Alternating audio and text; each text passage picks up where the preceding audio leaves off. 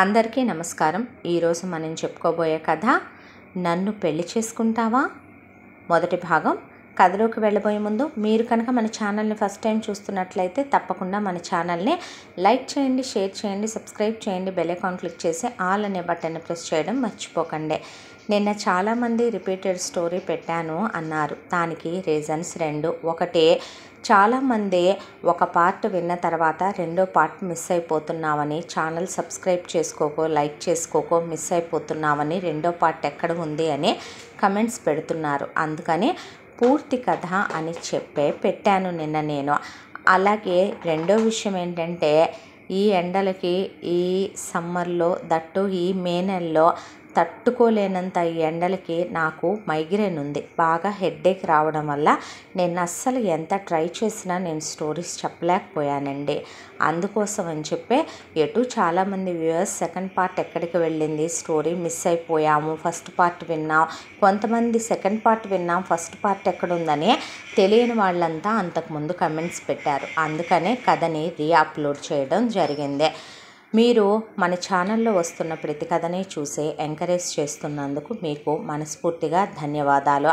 కథని విన్న ప్రతి ఒక్కళ్ళు తప్పకుండా లైక్ చేసి ఒక మంచి కమెంట్ పెట్టండి. ఛానల్ని సబ్స్క్రైబ్ చేసుకునే ఆల్ అనే బటన్ నొక్కి బెల్ ఐకాన్ క్లిక్ చేసుకోవడం మర్చిపోకండి. నేను అప్లోడ్ చేసే ప్రతి స్టోరీ కూడా నోటిఫికేషన్ అప్పుడే మీ దాకా చేరుతుంది. మంచి మంచి కంటెంట్తో ఉన్న కథలు మన ఛానల్లో చాలా ఉన్నాయి. మీరు వినకపోతే ఒకసారి వినండి. మనసుకి ఆహ్లాదాన్ని, ఆనందాన్ని తెలియజేసేవే కాదు, మంచి మెసేజ్ ఓరియంటెడ్గా ఉన్న స్టోరీస్ కూడా చాలా ఉన్నాయి. తెలియని విషయాలు తెలుసుకోవటంలో తప్పు లేదు. అవి నలుగురితో పంచుకోవటం అంతకన్నా తప్పు లేదు. మీ ఫ్రెండ్స్, ఫ్యామిలీ మెంబర్స్కి మీకు నచ్చిన స్టోరీస్ని షేర్ చేయండి. మరి కథని ఎక్కడ స్కిప్ చేయకుండా వినండి. కథలోకి వెళ్ళిపోదామా? ఇది నిజమైన ప్రేమను తెలిపే అందమైన ప్రేమ కథ. మనుషులు వాళ్ళ అంతరంగాలలో చాలా రకాలుగా వాళ్ళు బాధని, సంతోషాన్ని, అలాగే దుఃఖాన్ని, ఆనందాన్ని, ఎన్నో మోయలేని బరువుల్ని మోస్తూ ఉంటారు.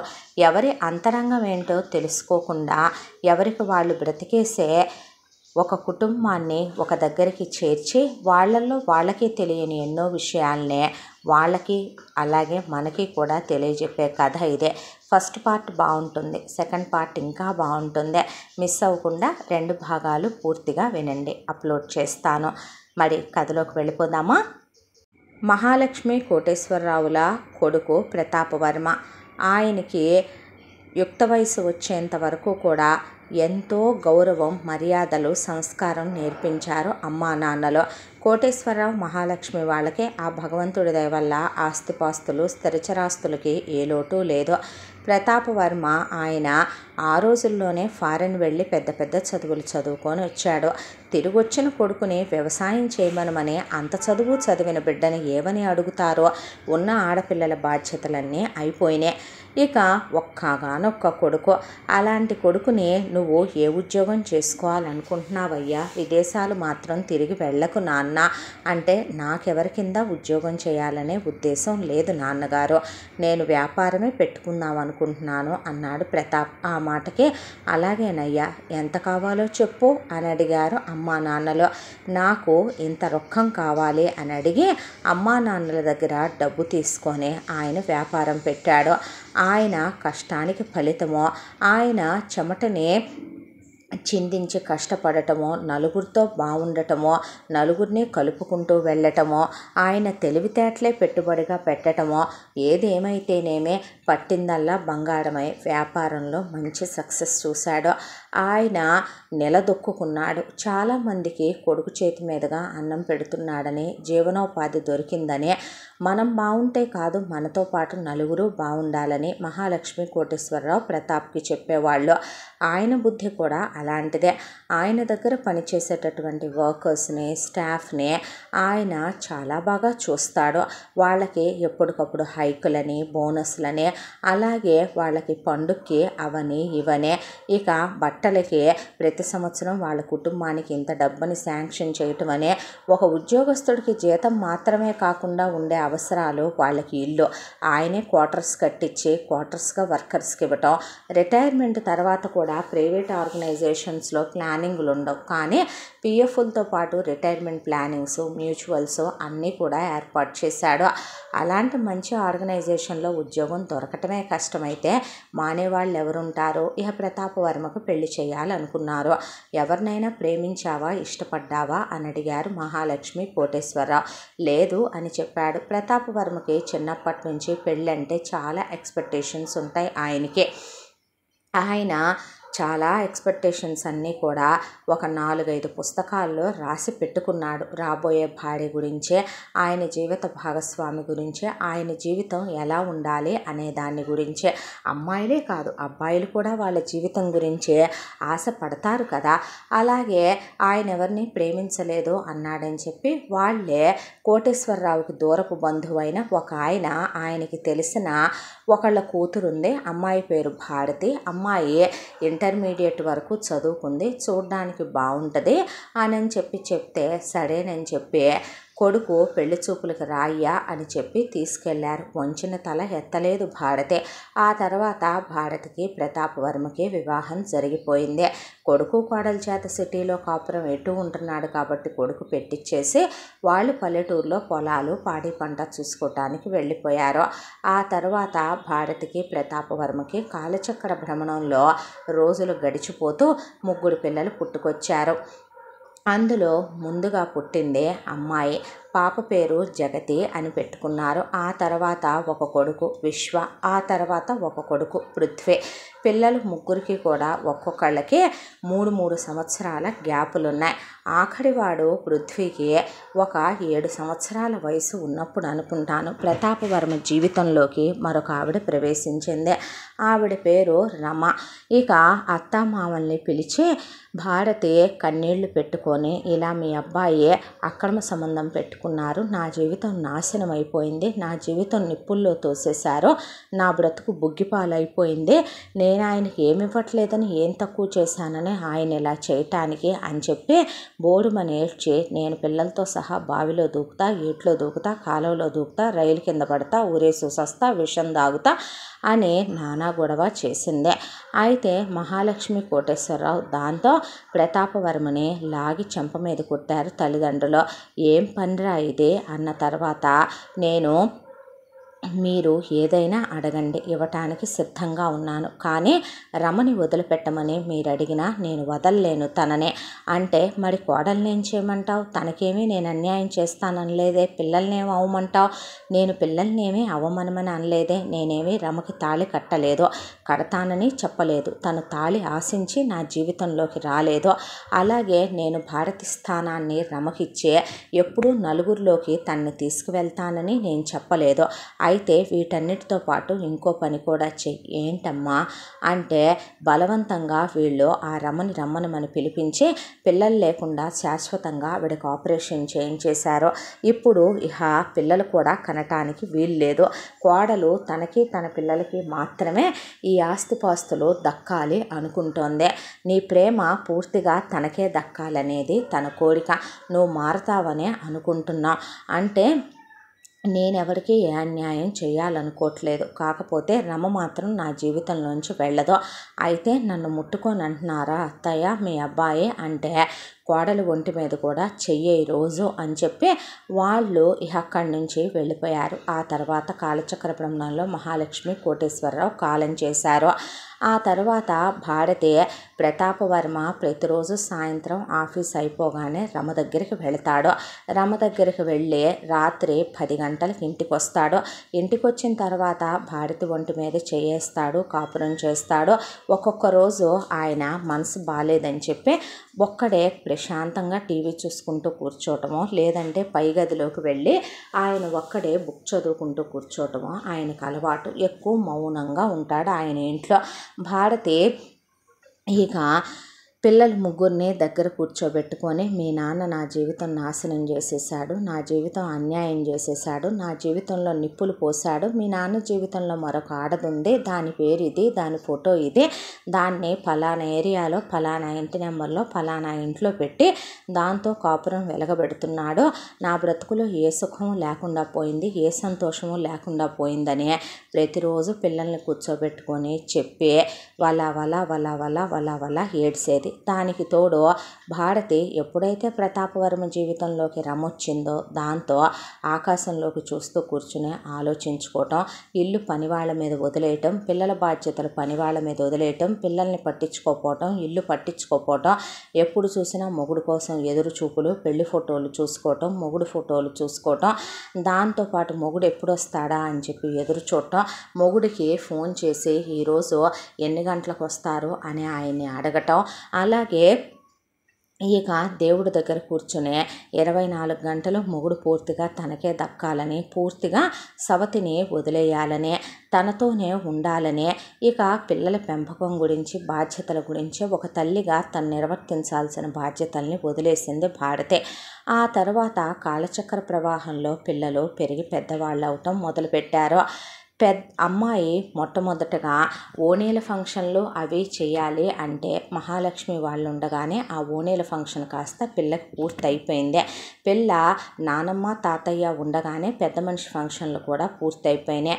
ఆ తర్వాత పిల్లలు ఎలా చదువుకుంటున్నారు, ఏ టైంకి స్కూల్కి వెళ్తున్నారో, అసలు ఏ స్కూల్లో చదువుతున్నారో, ఎన్ని గంటలకు వాళ్ళు ఇంటికి వస్తున్నారు, ఇవేవి పట్టించుకునే స్థితిలో భారతి ఉండేది కాదు.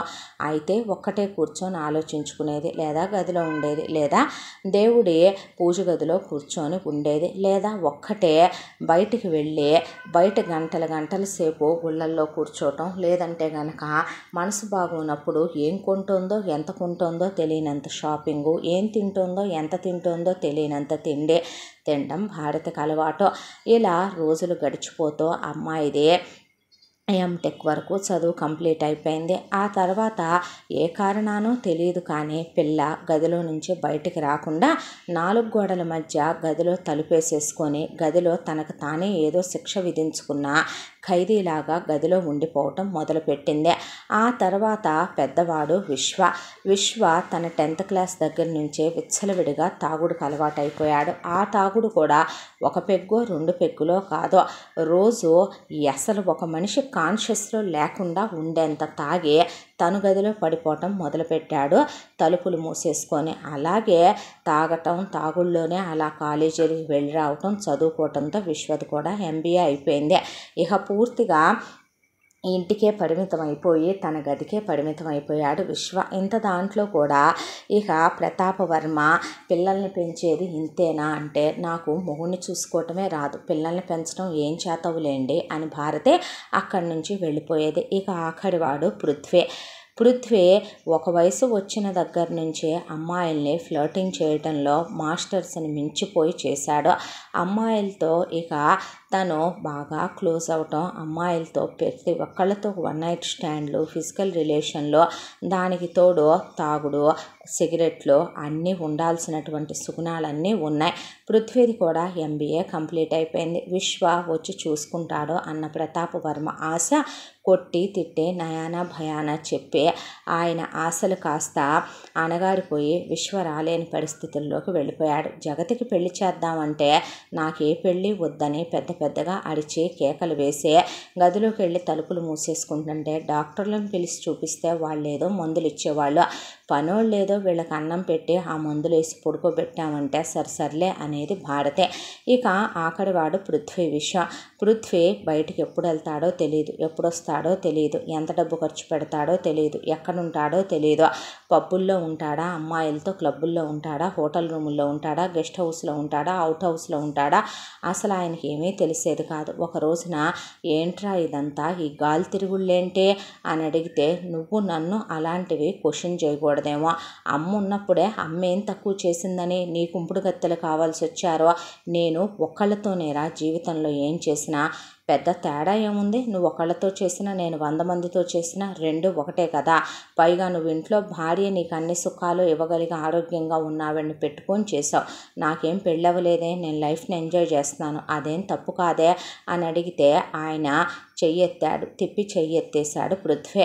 పిల్లల్ని ఇలాగైనా పెంచేది? ఇదేనా తల్లిగా నువ్వు పెంచాల్సిన పెంపకం అంటే? భార్యగా ఓడిపోయిన అభాగ్యురాల్ని, నిర్భాగ్యురాల్ని తల్లిగా మాత్రం ఇంకేం గెలుస్తాను లేండని ముక్కు చీదుకుంటూ పూజ గదిలోకి వెళ్ళిపోయింది భారతి. ఆ తర్వాత పృథ్వీని నువ్వు ఆఫీస్కి వచ్చి తీరాలి అని ఆయనంటే నేను రాను. ఆయన అంతోటి వ్యాపారం పెట్టింది నువ్వు, ఆ బిజినెస్ చూసుకోవాల్సింది నువ్వు, నాకు లైఫ్ ఎంజాయ్ చెయ్యాలనుందే. నీ అమ్మ మొగుడి డబ్బులు ఉన్నాయి అని చెప్పి ఎంజాయ్ చేస్తావు నువ్వు మరే అన్న మాటకి నా అమ్మ మొగుడు డబ్బులు ఉన్నాయి కాబట్టి ఎంజాయ్ చేస్తానంటున్నాను. తప్పేంటి ఎంజాయ్ చేస్తే? నువ్వు చేయటల్లా, నువ్వు ఒప్పటికి కూడా చిన్నెళ్ళు పెట్టుకొని వెళ్ళొస్తే తప్పు లేదు, కానీ మేం చేస్తే వచ్చింది ఏంటి తప్పు అని మాటకి మాట తండ్రిని కూడా చూసుకోకుండా ఎదురు చెప్పేసేవాడు పృథ్వీ. విసిగిపోయిన ప్రతాప్ వర్మ ఒకవైపున వ్యాపారంలో కాంపిటీటర్స్ పెరిగిపోయారు. పెద్దబ్బాయి పరిస్థితి చూస్తే ఒకవైపున డాక్టర్స్ చూపించిన వాళ్ళు మందు మానాల్సిందేని అంటున్నారు. ఇప్పట్లో ఇవి జరిగే పనులు కాదు, చిన్నోడిని ఎలాగైనా తీసుకెళ్ళాలి. దాంతో నేను చెప్పేది వినరా ఒకసారి అంటే నేను విన్ను, నేను రానంటే రాను, నాకు ఆ బిజినెస్లోకి రావటం ఇష్టం లేదు. మరి నిన్ను పోషించాల్సిన అవసరం నాకేంటంటే ఎందుకు కన్నావు, ఎవరిని అడిగి కన్నావు, నేను కనమంటే కన్నావా, నేను పుడతానన్నానా, మీరు నన్ను కన్నారా అని రివర్స్లో క్వశ్చన్లు వేశాడు పృథ్వీ. దాంతో ఒళ్ళు మండిపోయిన ప్రతాప్ వర్మ భారతి 2 దవళ్ళు వాయించి వదిలిపెట్టి జుట్టు పట్టుకొని బెడ్రూమ్లో తీసుకెళ్లి బెల్ట్తో 10 దెబ్బలు కొట్టాడు.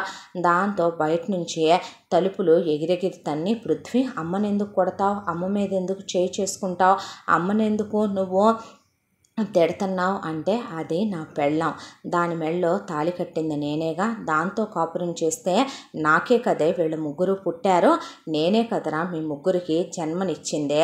నేను మీ అమ్మతో కాపురం చేస్తే నాలో నుంచే మీ అమ్మలోకి వచ్చి దాని గర్భావాసంలో ఉండి భూమి మీదకి వచ్చిన మీరు నాకే ఎదురు సమాధానాలు చెప్తే నేను మీ తండ్రిని అనే విషయం మర్చిపోయి ఒళ్ళు కొవ్వెక్కి కండ కావరంతో కళ్ళు మూసుకుపోయి మాట్లాడితే చూస్తూ ఊరుకుంటానా?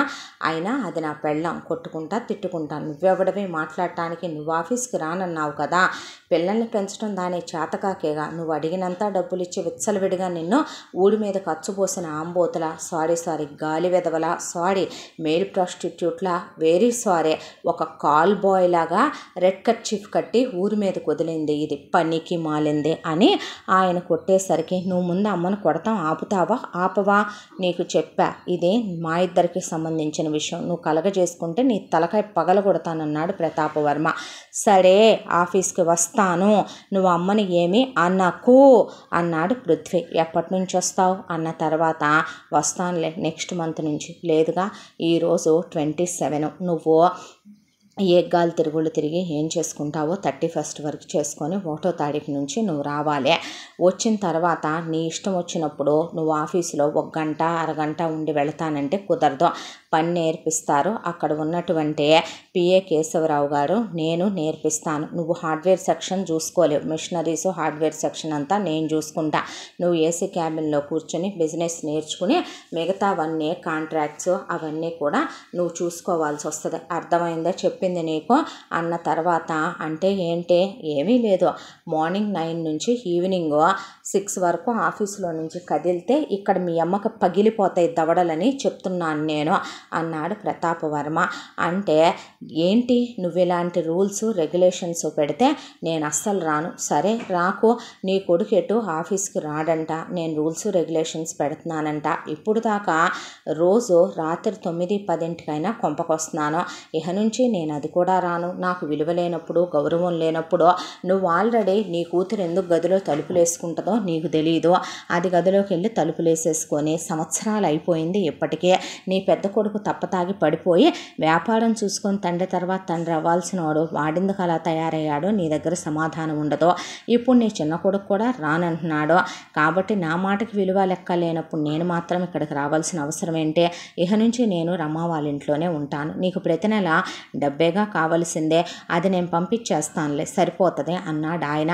మీరు ఆగండి మీకు దండం పెడతాను అని నీ కాళ్ళు పట్టుకుంటాను నాన్న, పృథ్వీ వెళ్ళరా, ఆయన చెప్పినట్టు వినయ్యా, అది కాదు మమ్మీ నాకు రూల్స్ అండ్ రెగ్యులేషన్స్ అని ఎందుకు అనుకుంటావు, నాన్నగారి మాటనే అనుకొని వెళ్ళొచ్చుగా నాన్న. నీకు నచ్చినా నచ్చకపోయినా కొన్నిటికి మనం తల ఉంచి సర్దుకుపోక తప్పదు. శభాషే, చరిత్రలో నిలబడిపోతావు నువ్వు. బాగుపడరా, వ్యాపారం మంది, దాన్ని చూసుకో.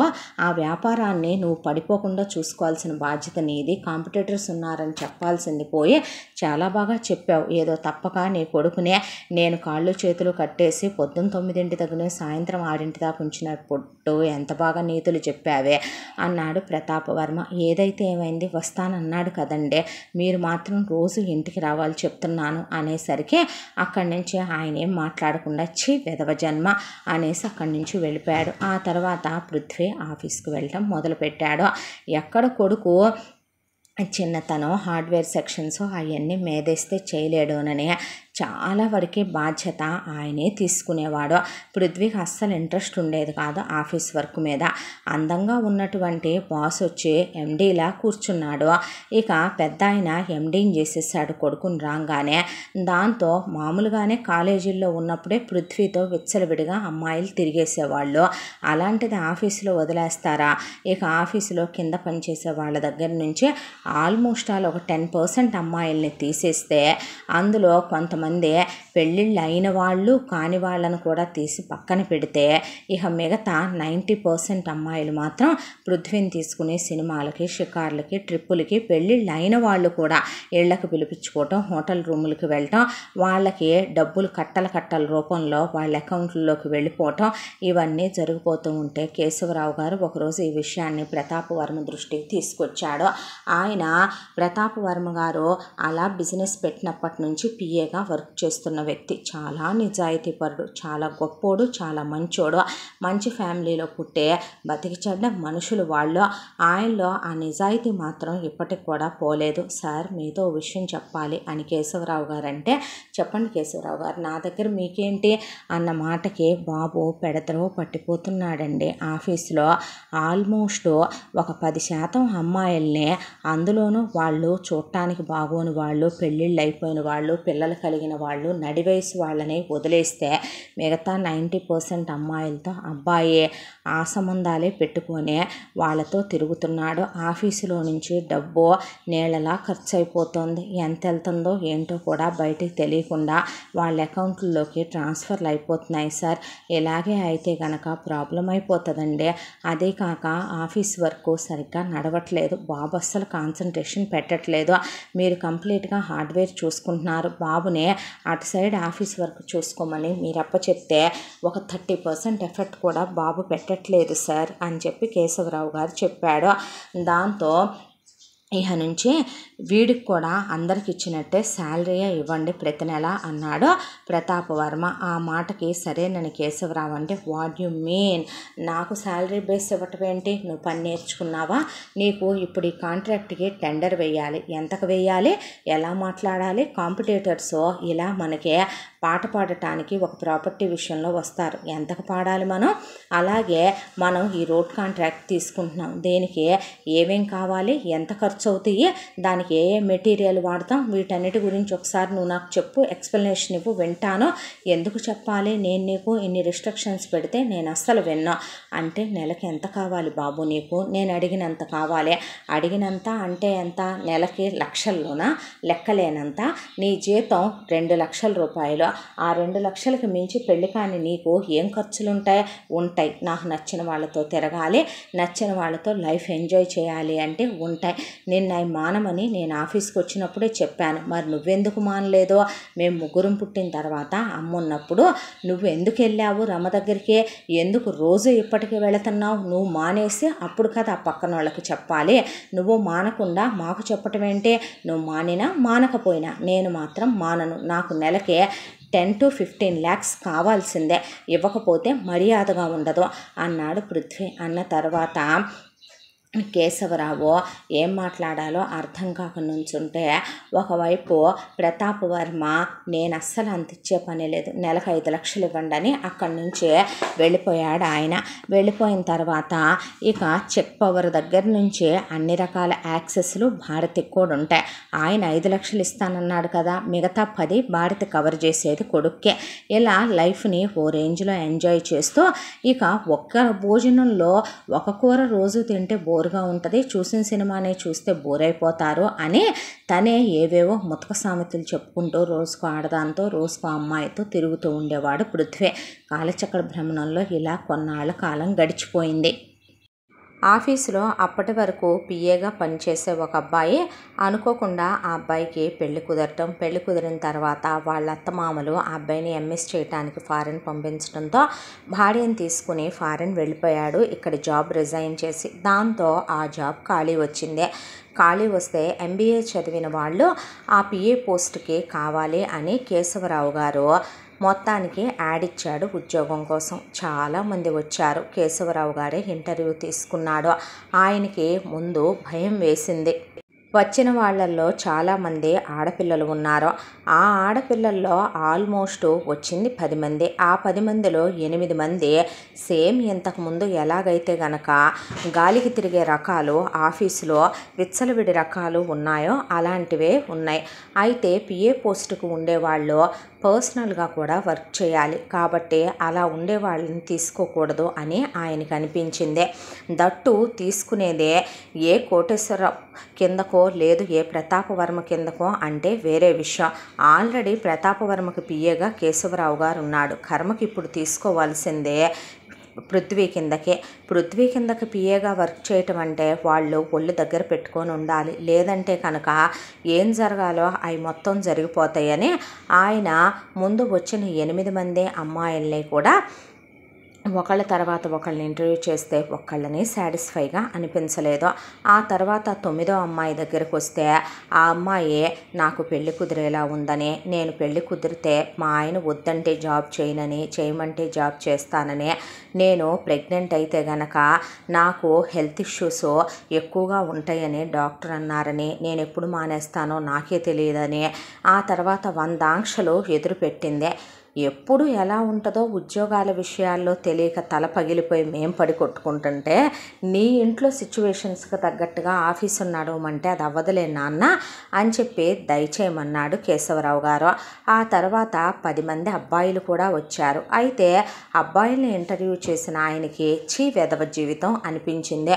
ఒక్కొక్కడు చెప్పకూడదులే కానీ డైరెక్ట్గానే దాదాపు 4-5 అబ్బాయిలు అయితే గనక పరమ వేస్ట్ ఫెలోస్. అసలు ఎలా ఎంబీఏ చదివి సర్టిఫికెట్ వచ్చిందో కూడా తెలియని టాలెంట్ లేని వెధవలో. పోనీ మిగతా టాలెంటెడ్గా ఉన్నవాళ్ళు ఉన్నారు అంటే ఇద్దరికేమో విపరీతమైన యాటిట్యూడు, బలుపు. వాళ్ళు వాళ్ళకి తగినట్టుగా రూల్స్ రెగ్యులేషన్స్ అది అలా చేస్తే బాగుంటుందేమో, ఇది ఇలా చేస్తే కరెక్టేమో అని చేతులు తిప్పుతో ఆయనకే అడ్వైజులు ఇచ్చారు. చిరాకు వచ్చేసిందే. ఆ తర్వాత ఇక మిగతా 3 విషయాలకు వస్తే డబ్బు మనుషులు. ఇలాంటి వాళ్ళు కంప్లీట్గా ఇక అమ్మాయిల్ని గదుల్లోకి పంపించి బయట కూర్చునే వెధవల్లాగా అనిపించారు ఆయనకి. ఇక వీళ్ళని కనుక పృథ్వీ కింద పెడితే ఆఫీసు మొత్తం దివాళా తీసి నెత్తి మీద గుడ్డేసుకోవాలని ఆయనకు అర్థమైపోయింది. లాస్ట్కి ఒకే ఒక్క అమ్మాయి మిగిలిందని చెప్పాడు ప్యూను. రమ్మనమంటే చూడటానికే ఆ అమ్మాయి ఆహార్యం, కట్టు బొట్టు తీరు చాలా పద్ధతిగా ఉంది. చుడీదార్ వేసుకుందే. అమ్మాయి పేరు ఫైల్ ఓపెన్ చేసి చూస్తే అరవింద. ఆయనకి పేరు చాలా నచ్చింది. ముందు కూర్చుంది. ఆ అమ్మాయిని గమనించాడు ఆయన. ఆ అమ్మాయి కళ్ళల్లో ఏదో తెలియని నిజాయితీ. అలాగే ఆ అమ్మాయి ఆయన అడుగుతున్న క్వశ్చన్స్కి ఆన్సర్ చెప్పే దాంట్లో ఆ అమ్మాయి స్ట్రైట్ ఫార్వర్డు, ముక్కుసూటితనం ఆయనకి అర్థమైంది. ఇలాంటి పిల్ల అయితే కనుక నెట్టుకొచ్చేస్తుందని చెప్పి యు ఆర్ అపాయింటెడ్ అమ్మా అని చెప్పి ఆ అమ్మాయి కోట్ చేసిన శాలరీ గురించి ఒక్కసారి ప్రతాపవర్మతో మాట్లాడితే పిల్ల ఫ్రెషర్ అండి, కాకపోతే హార్డ్ వర్క్ చేసే నేచర్ ఉంది సార్ అని కేశవరావు గారు పర్సనల్గా చెప్పాడు. ఆ అమ్మాయి అడిగిన శాలరీకి కొంచెం అటు ఇటుగా శాలరీ మాట్లాడి వేసేయమని చెప్పాడు ప్రతాప్ వర్మ. దాంతో ఆ అమ్మాయిని పృథ్వీకి పిఏగా అపాయింట్ చేశాడు కేశవరావు గారు. 1వ తారీఖు నుంచి వస్తాను అని చెప్పి వెళ్ళిందే. అయితే కేశవరావు గారు వచ్చి, పృథ్వీ బాబు నీకు పిఏ లేదు కదా, అందుకని నీ పిఏ వెళ్ళిపోయాడు కదా, కొత్తగా ఒక అమ్మాయిని పిఏగా అపాయింట్ చేశాము. పర్లేదే, నన్ను నమ్మి కూడా ఒక అమ్మాయిని అపాయింట్ చేశారు పిఏగా, పర్లేదా అంకుల్? మళ్ళీ రేపు పొద్దున అంటే బాబు చేతుకున్న 5 వేళ్ళు ఒకేలా ఉండవుగా అన్నాడు కేశవరావు. ఆ మాటకి అరచేయి మందైతే చాలు అంకుల్, వేళ్ళు మనం ఎలా ఆడిస్తే అలా ఆడతాయి అన్నాడు పృథ్వీ. అదేలే బాబు, ఆడించేవాడు పైన ఈశ్వరుడు ఒకడు ఉంటాడుగా. అయినా మీరేంటి కొత్తగా అపాయింట్మెంట్ల గురించి, కొత్త వాళ్ళని తీసుకోవటం గురించి, పాత వాళ్ళని పీకటం గురించి డాడీతో కదా డిస్కస్ చేస్తారు, నాతో చెప్తున్నారేంటి అంటే, నాన్నగారితో మాట్లాడటం అయిపోయింది బాబు. ఓ ఫార్మాలిటీగా నా చెప్తున్నారా? కాదు బాబు, వచ్చేది ఒక అమ్మాయి కదా, దట్టు నీ కిందకు కదా అని చెప్పి, అంకుల్ మీకు ఒక విషయం చెప్పనా, వచ్చేది ఒక అమ్మాయి అంటే ఆడది అనేసరికి ఆయనకి అదేలే బాబు వచ్చిన తర్వాత తెలుస్తుందిగా ఎవరేంటనేది అనేసి ఆయన వెళ్ళిపోయాడు. 1వ తారీఖు వచ్చుద్ది, మళ్ళీ నువ్వు ఎవరికి మాటిచ్చి ఎవరిని అపాయింట్లు చేసుకోవటాలు అలాంటివి కష్టపడి బాధ్యతలు ఏమీ తీసుకోకు బాబు అని చెప్పి వెళ్ళాడు ఆయన. అంటే ఎక్కడ నీ గర్ల్ ఫ్రెండ్స్లో ఒకళ్ళకి ఆ పిఏ పోస్ట్ ఇస్తావో ఇవ్వద్దనేగా అంకుల్ దానికి మీనింగు. మంచిది బాబు, నీకు నేను చెప్పింది అర్థమైనందుకు అన్నాడు ఆయన. అలా 1వ తారీఖు నుంచే అరవింద జాబులోకి రావటం మొదలుపెట్టింది. పృథ్వీకి చూసిన తొలి క్షణంలోనే అరవింద ఎంత నచ్చేసిందంటే, ఎలాగైనా సరే ఒక అమ్మాయిని అనుభవించాలి అనుకునే మగాడు సామధాన భేద దండోపాయాలు వాడి ఒక అమ్మాయిని ఎంత ఫ్లర్ట్ చేయగలుగుతాడో, ఎంత అమ్మాయికి కళ్ళబొల్లి కబుర్లు చెప్పగలుగుతాడో, అరవింద కోసం గిఫ్ట్లే తెచ్చాడా, అరవిందని డ్రాప్ చేస్తాననే అన్నాడా, అరవిందని టచ్ చేయాలనే చూశాడా, అరవింద క్లోజ్ అవ్వాలనే చూశాడా, అరవిందని మెసేజ్లు చేశాడా, ఫోన్లే చేశాడా, ఇలా చాలా ట్రై చేశాడు పృథ్వీ. అంతా దాంట్లో కూడా కేశవరావు గారు అంతా గమనిస్తూనే ఉన్నాడు. 1 2 సార్లు ఊరుకున్న అరవింద ఆ తర్వాత చెంప పగిలే సమాధానాలు నోటితోనే చెప్పడం మొదలుపెట్టింది పృథ్వీకి. చూడండి సార్, మీరు రమ్మంటే రావడానికే, మీతో పాటు పక్కలు పంచుకోవటానికి ఇక్కడ చాలామంది రెడీగా ఉండొచ్చు.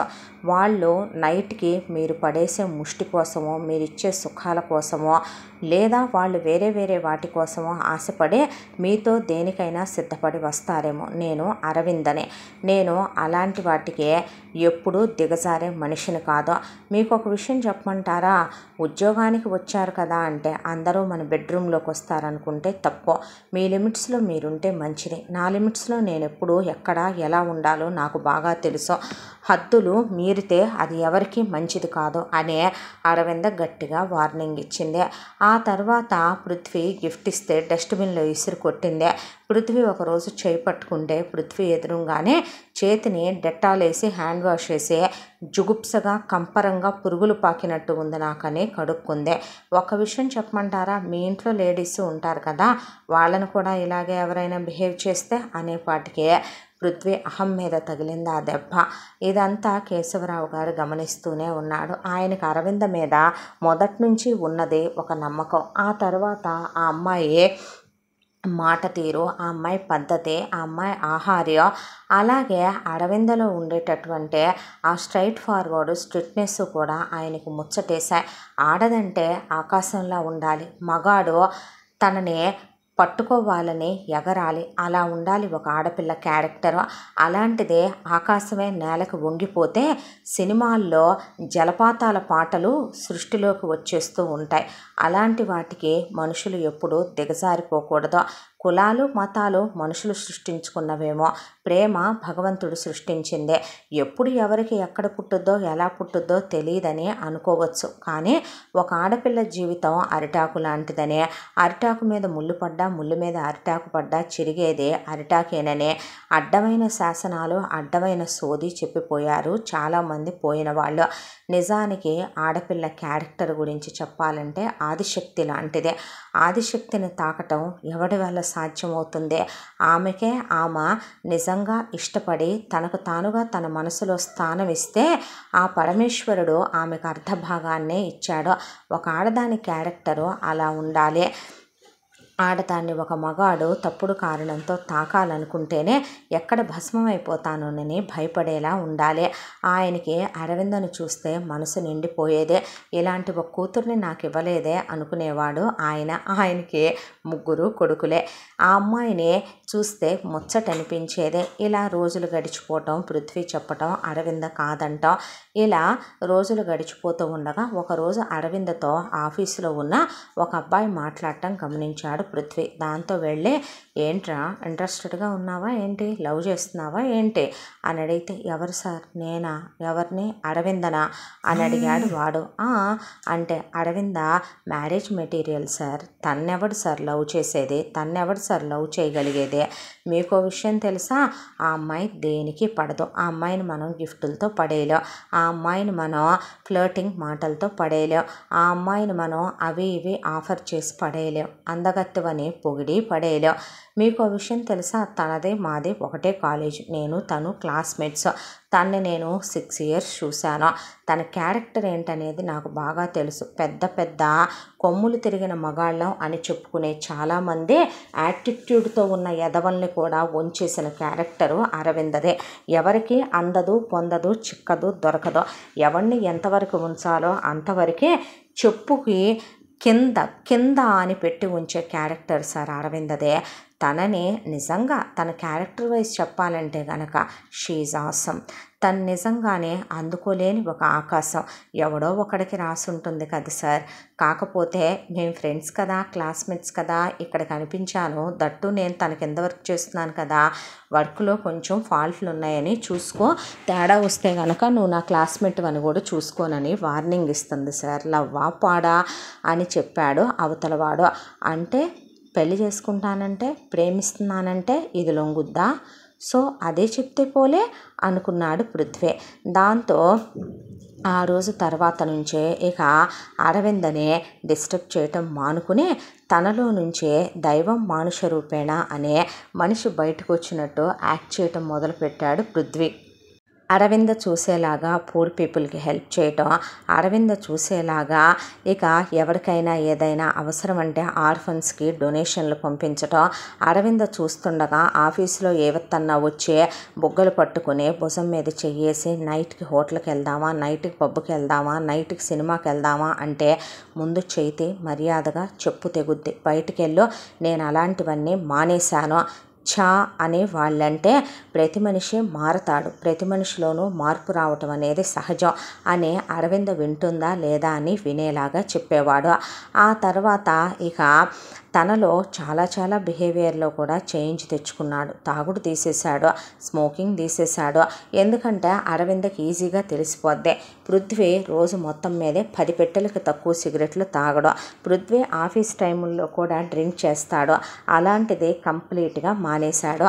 అరవిందకి మెసేజ్ చేయటం, ఆఫీసు విషయాల గురించే మాట్లాడుతున్నట్టు మాట్లాడటం, అరవిందకు ఫోన్ చేయటం, ఆఫీసు విషయాల గురించే కాల్ మాట్లాడుతున్నట్టుగా మాట్లాడటం.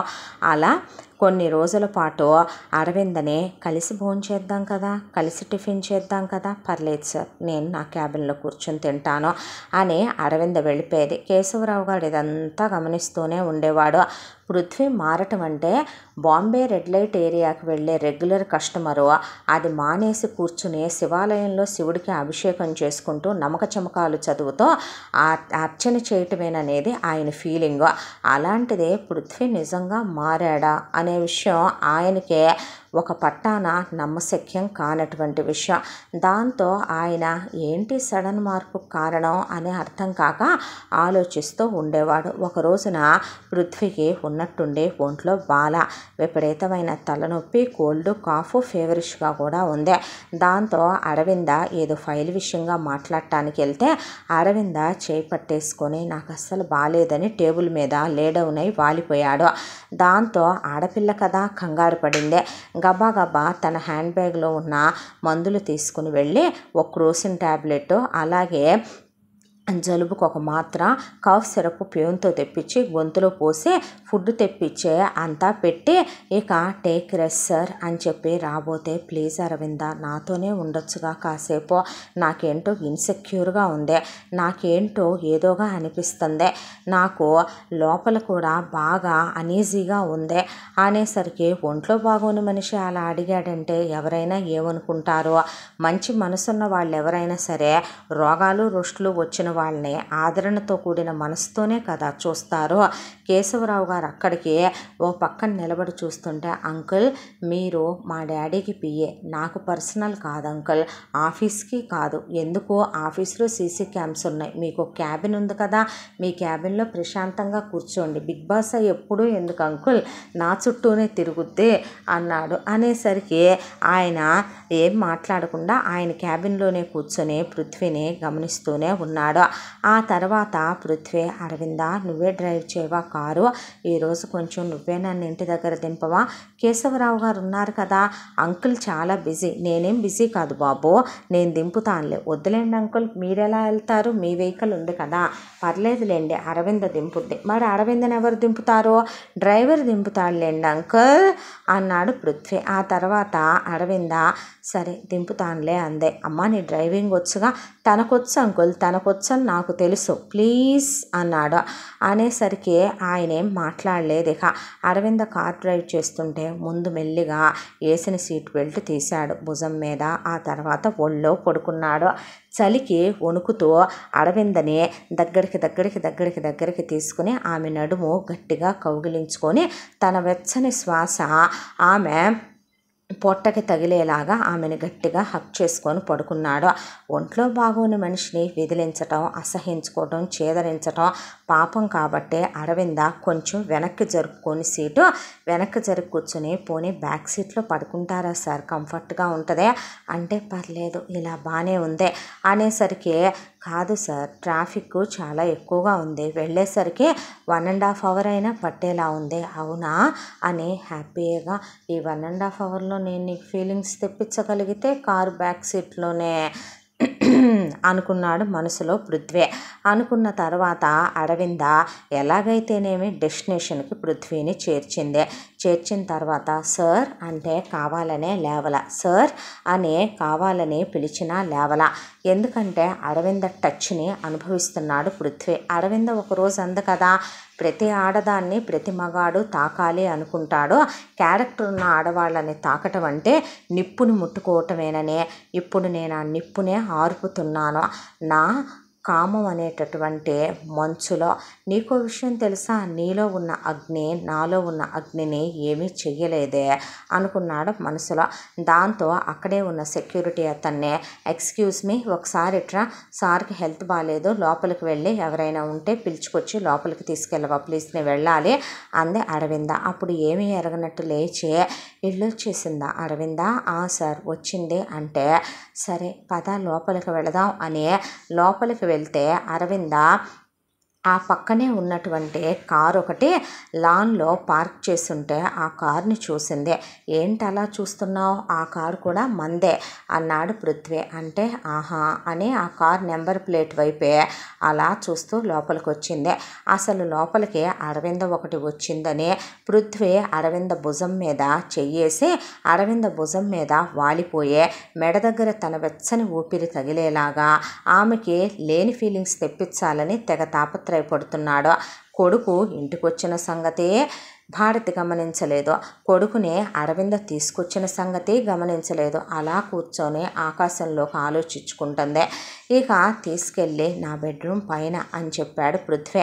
చెప్తే తీసుకెళ్ళి అలా బెడ్రూమ్లో బెడ్ మీద పడుకోబెడితే కావాలనే అరవిందని మీదకు లాక్కున్నాడు. సార్ అంటే, ఓ తూలి పడిపోయినట్టున్నావు అన్న తర్వాత ఇట్స్ ఓకే సార్ అని లేచిన తర్వాత నాతోనే ఉండొచ్చుగా అరవింద ఈరోజు అన్నాడు. లేదు సార్ ఇంటికి వెళ్ళాలి, మా మదర్ ఎదురు చూస్తూ ఉంటారు అని చెప్పి ఇక్కడ మిమ్మల్ని చూసుకోవటానికి ఎవరూ లేరా అంటే, ఎవరి పనుల్లో వాళ్ళు బిజీ కదా. బిజీ ఏంటి సార్, మీది చాలా పెద్ద ఇల్లు అయితే, నౌకర్లు చాకర్లు అంతమంది ఉంటారైతే ఏదైనా తినండి, ఈ ట్యాబ్లెట్స్ ఇంకోసారి నైట్కి వేసుకోండి, మీకు వచ్చింది ఏమీ హెవీ ఫీవర్ ఏమీ కాదు, రేపటికల్లా తగ్గిపోద్ది, నేను వెళ్తున్నానండి, గుడ్ నైట్ అని చెప్పి అక్కడి నుంచి బయలుదేరితే, ఎలా వెళ్తావు, నేను దింపనా, ఎంత ఫీవర్లో మీరెలా దించుతారులేండి సార్, నేను క్యాబ్ కానీ ఆటో కానీ తీసుకొని వెళ్తా, ఎందుకు నా కారు ఉందగా, పర్లేదు సార్ నాకు అలవాటే అలా వెళ్ళటం అని అరవింద వెళ్తే, పడవే,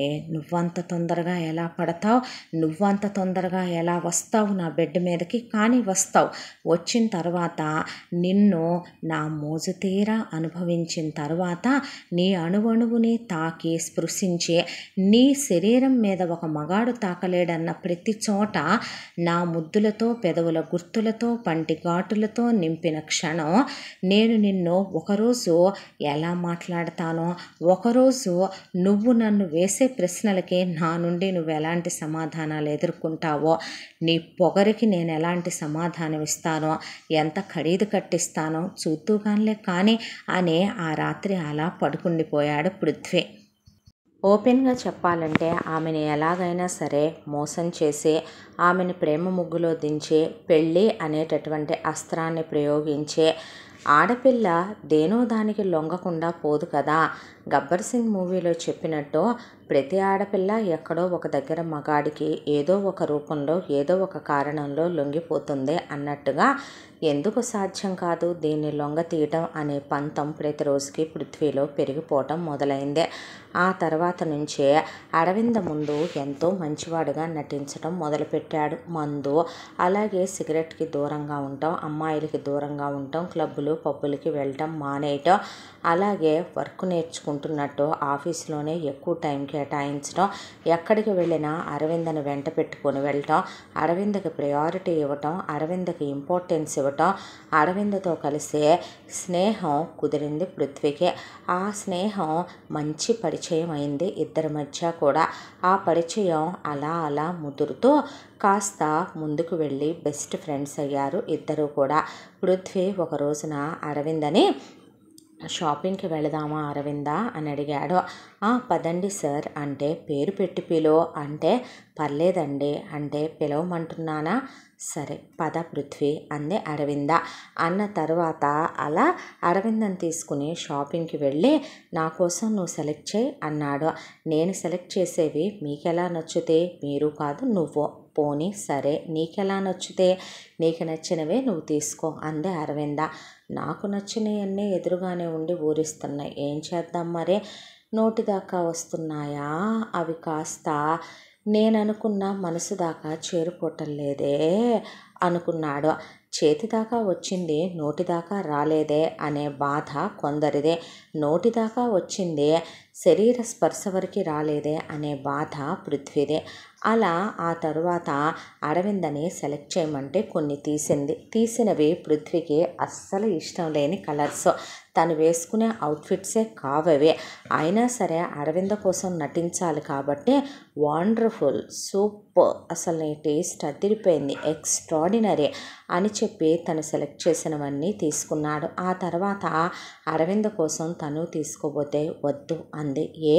నేను నీ ఫ్రెండ్ని కాదా, మనమిద్దరం ఫ్రెండ్స్ అవ్వలేదా, అలాంటిది నేను కొనిస్తే నువ్వు తీసుకోకూడదా, ఎందుకు అరవింద నన్ను దూరంగా పెడతావు, ఎప్పుడూ మనుషులు ఒకేలా ఉండరు అన్న తర్వాత, నేను మారాను, నాలో మార్పు నీకు ఈ 6 నెలలుగా తెలియట్లేదా అన్నాడు. అనేసరికి అరవింద ఏమీ మాట్లాడలేదు. దాంతో, నువ్వు నన్ను నమ్మాలంటే ఏం చేయాలో చెప్పు, నువ్వు నా ప్రాణం అని చెప్పాలంటే నువ్వు నా ప్రాణం కన్నా ఎక్కువే, పోనీ నీ కోసం చస్తానని చెబుదామంటే నేను చస్తే మన ప్రేమ చచ్చిపోద్ది, ఆ తర్వాత నిన్నెవరు నా అంత ప్రేమగా చూసుకుంటారనే భయం నాకు, చివరి వరకు నిన్ను నా గుండెల మీదే పడుకోబెట్టుకోవాలని, నీ అడుగులకి మడుగులొత్తాలనే, నీ కాళ్ళ చుట్టూ కుక్కపిల్లలా తిరగాలనుందే.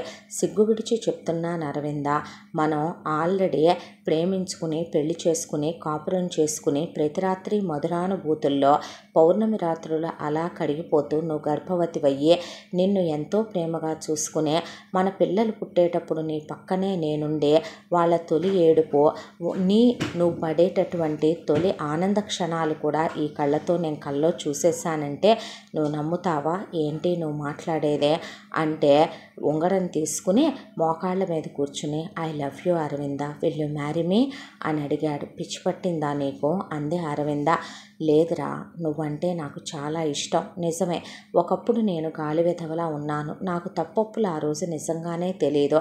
కానీ ఒక్కటి చెప్పనా అరవింద, ఎప్పుడైతే కనుక నువ్వు ఆ రోజు స్ట్రాంగ్గా మాట్లాడావో, నువ్వెప్పుడైతే కనుక నా మనసు ఏంటో, నా మనసు ఎలా ఉండాలో నాకే తెలిసేలా చేశావో, దాంతో ఎందుకనో చుట్టూ ఉన్న ప్రపంచం అంతా బ్లర్ అయిపోయి 100 జీవితం నీతోనే అని కనిపిస్తోంది తెలుసా అంటే నిజంగా ప్రేమిస్తున్నావా నన్ను అంది అరవింద. ప్రాణం కన్నా ఎక్కువగా ప్రేమిస్తున్నాను అని పెళ్ళి కూడా చేసుకుంటాను. ఆ తరువాత మనం 100 ఏళ్ళు హాయిగా బ్రతుకుదాం అని అరవింద చేతికి ఉంగరం పెట్టి చేతి మీద ముద్దు పెట్టాడు. అరవింద సిగ్గుతో తలదించుకుంది. ఐ లవ్ యూ టూ ఎప్పుడు చెప్తావు మరి నువ్వు? ఎప్పుడో ఎందుకు, ఇప్పుడే చెప్తాను. I love you two Prithvi అందే. అన్న తర్వాత పృథ్వీ అరవిందని కౌగిలించుకున్నాడు.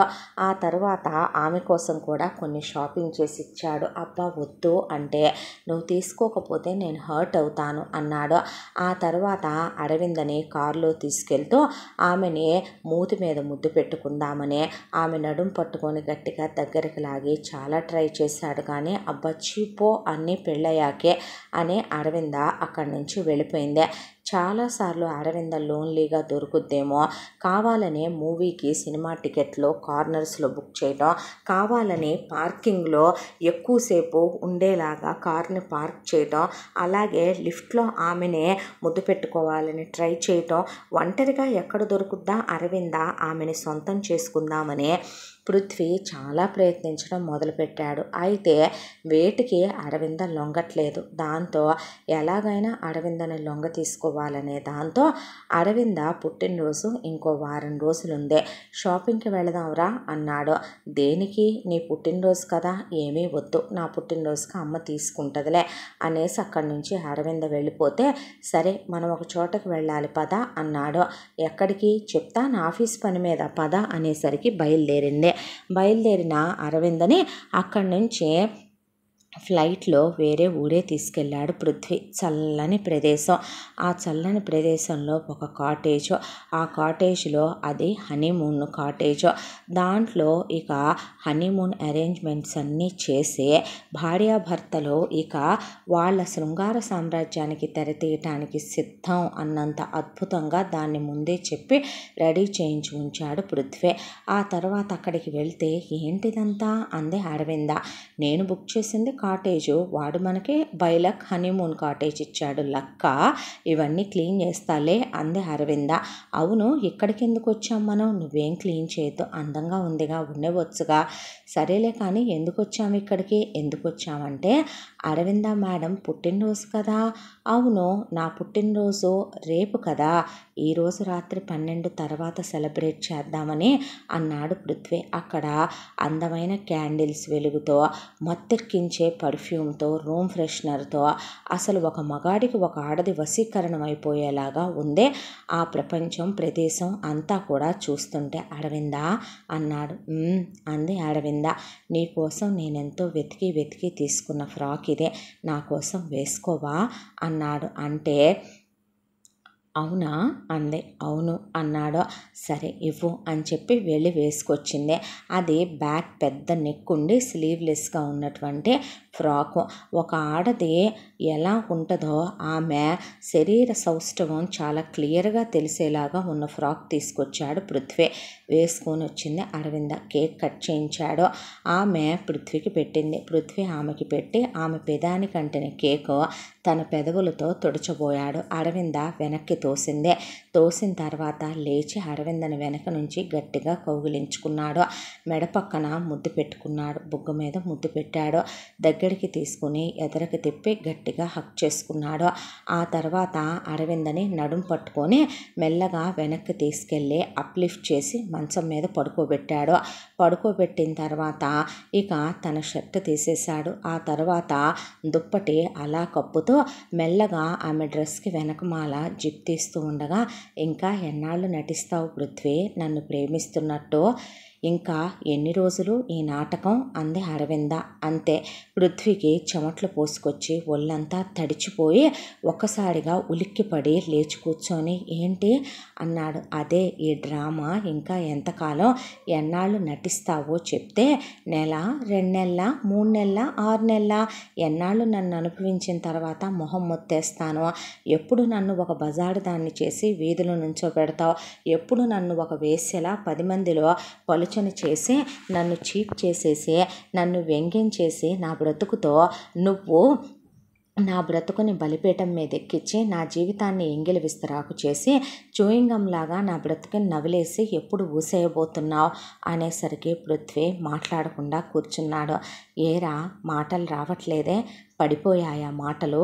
వెతుక్కుంటున్నావా మాటల్ని అని అడిగింది అరవింద.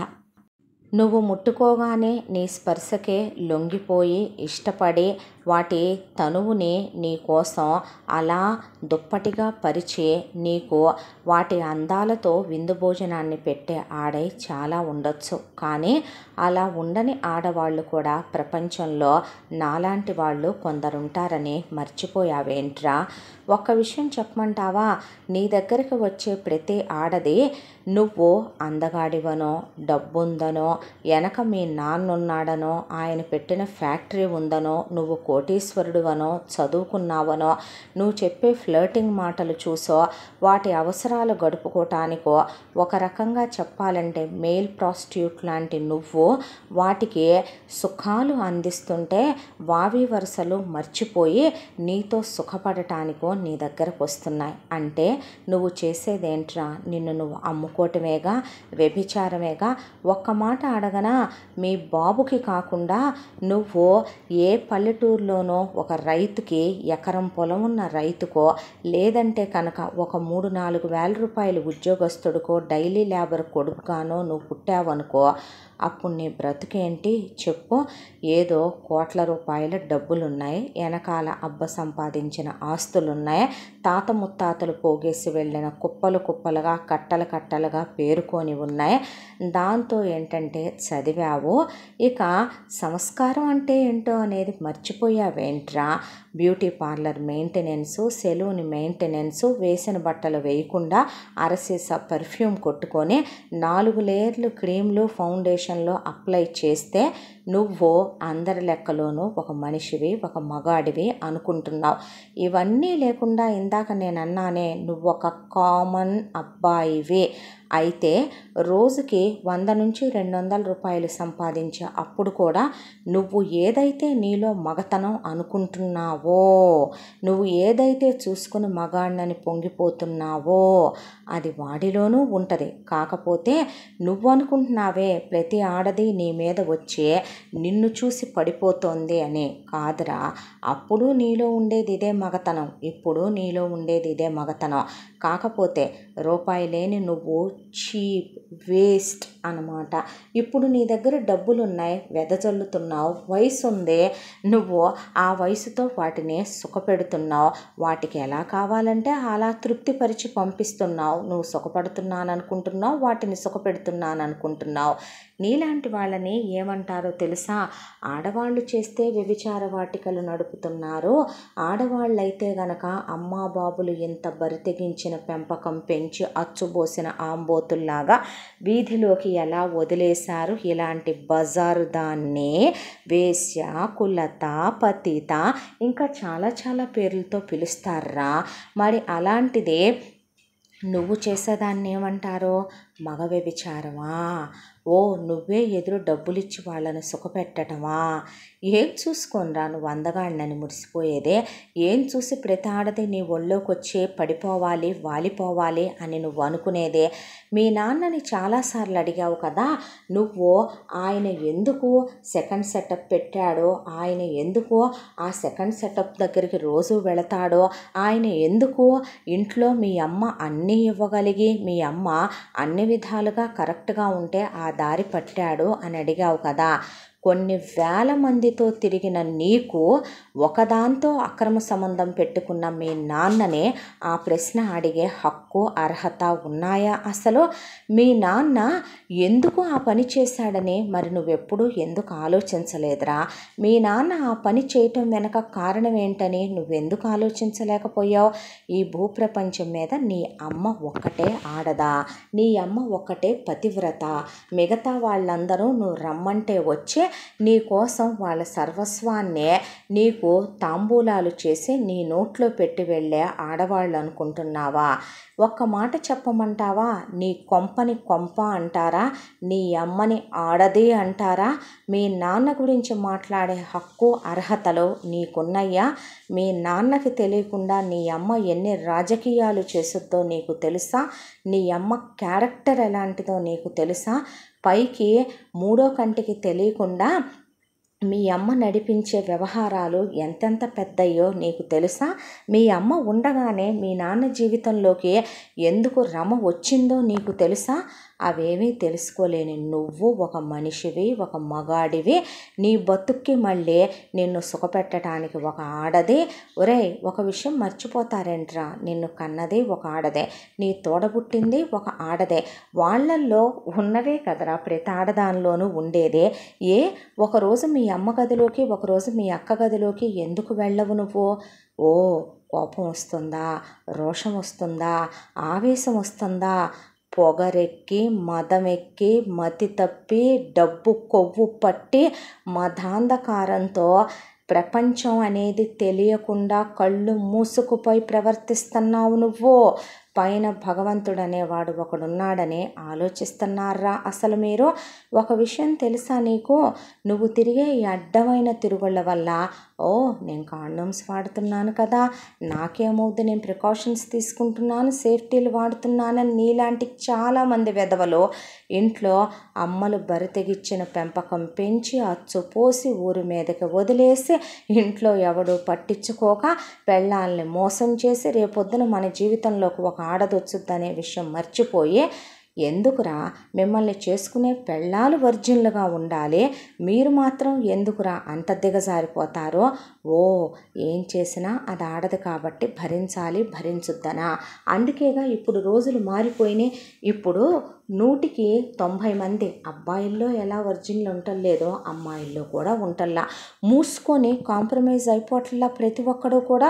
ఒకప్పుడు ఆడదాని తలరాత, ఒక మగాడు ఎంతమంది పెళ్ళైనా చేసుకోవచ్చు, ఎంతమందిని ఉంపుడుగత్తెలుగానైనా ఉంచుకోవచ్చు, చూసిన ప్రతి ఆడదాంతో సుఖపడవచ్చు, ఏ వేసతో అయినా తిరగవచ్చు, అన్నిటికీ ఆడది తల దించుకుని తల వంచుకుని ఒక మగాడి కాళ్ళ దగ్గర దాసి దానిలా, ఇంట్లో పిల్లల్ని కనే మెషిన్లా, ఇంటి పని వంట పని చూసుకుంటూ ఒక వంట లక్కలా, ఎప్పుడో మూడొచ్చినప్పుడు మొగుడిని సుఖపెట్టే ఒక శృంగార మిషన్లా పడుండాలనే శాసనాల దగ్గర నుంచి ఆడది ఈరోజు బయటకు వచ్చింది.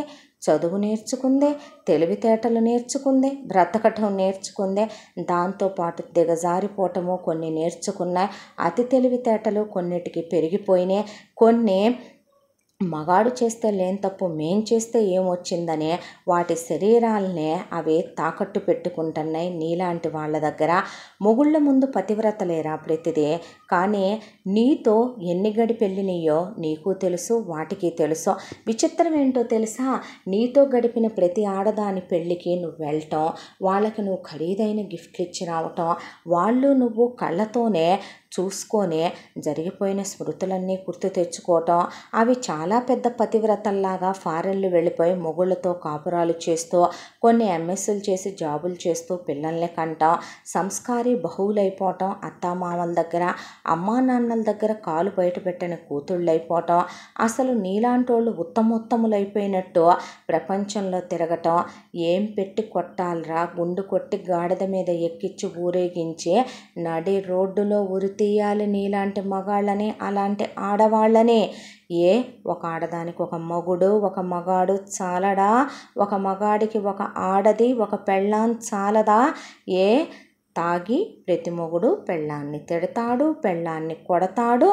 ఏరా అమ్మని తిట్టడే, అమ్మని కొట్టడే?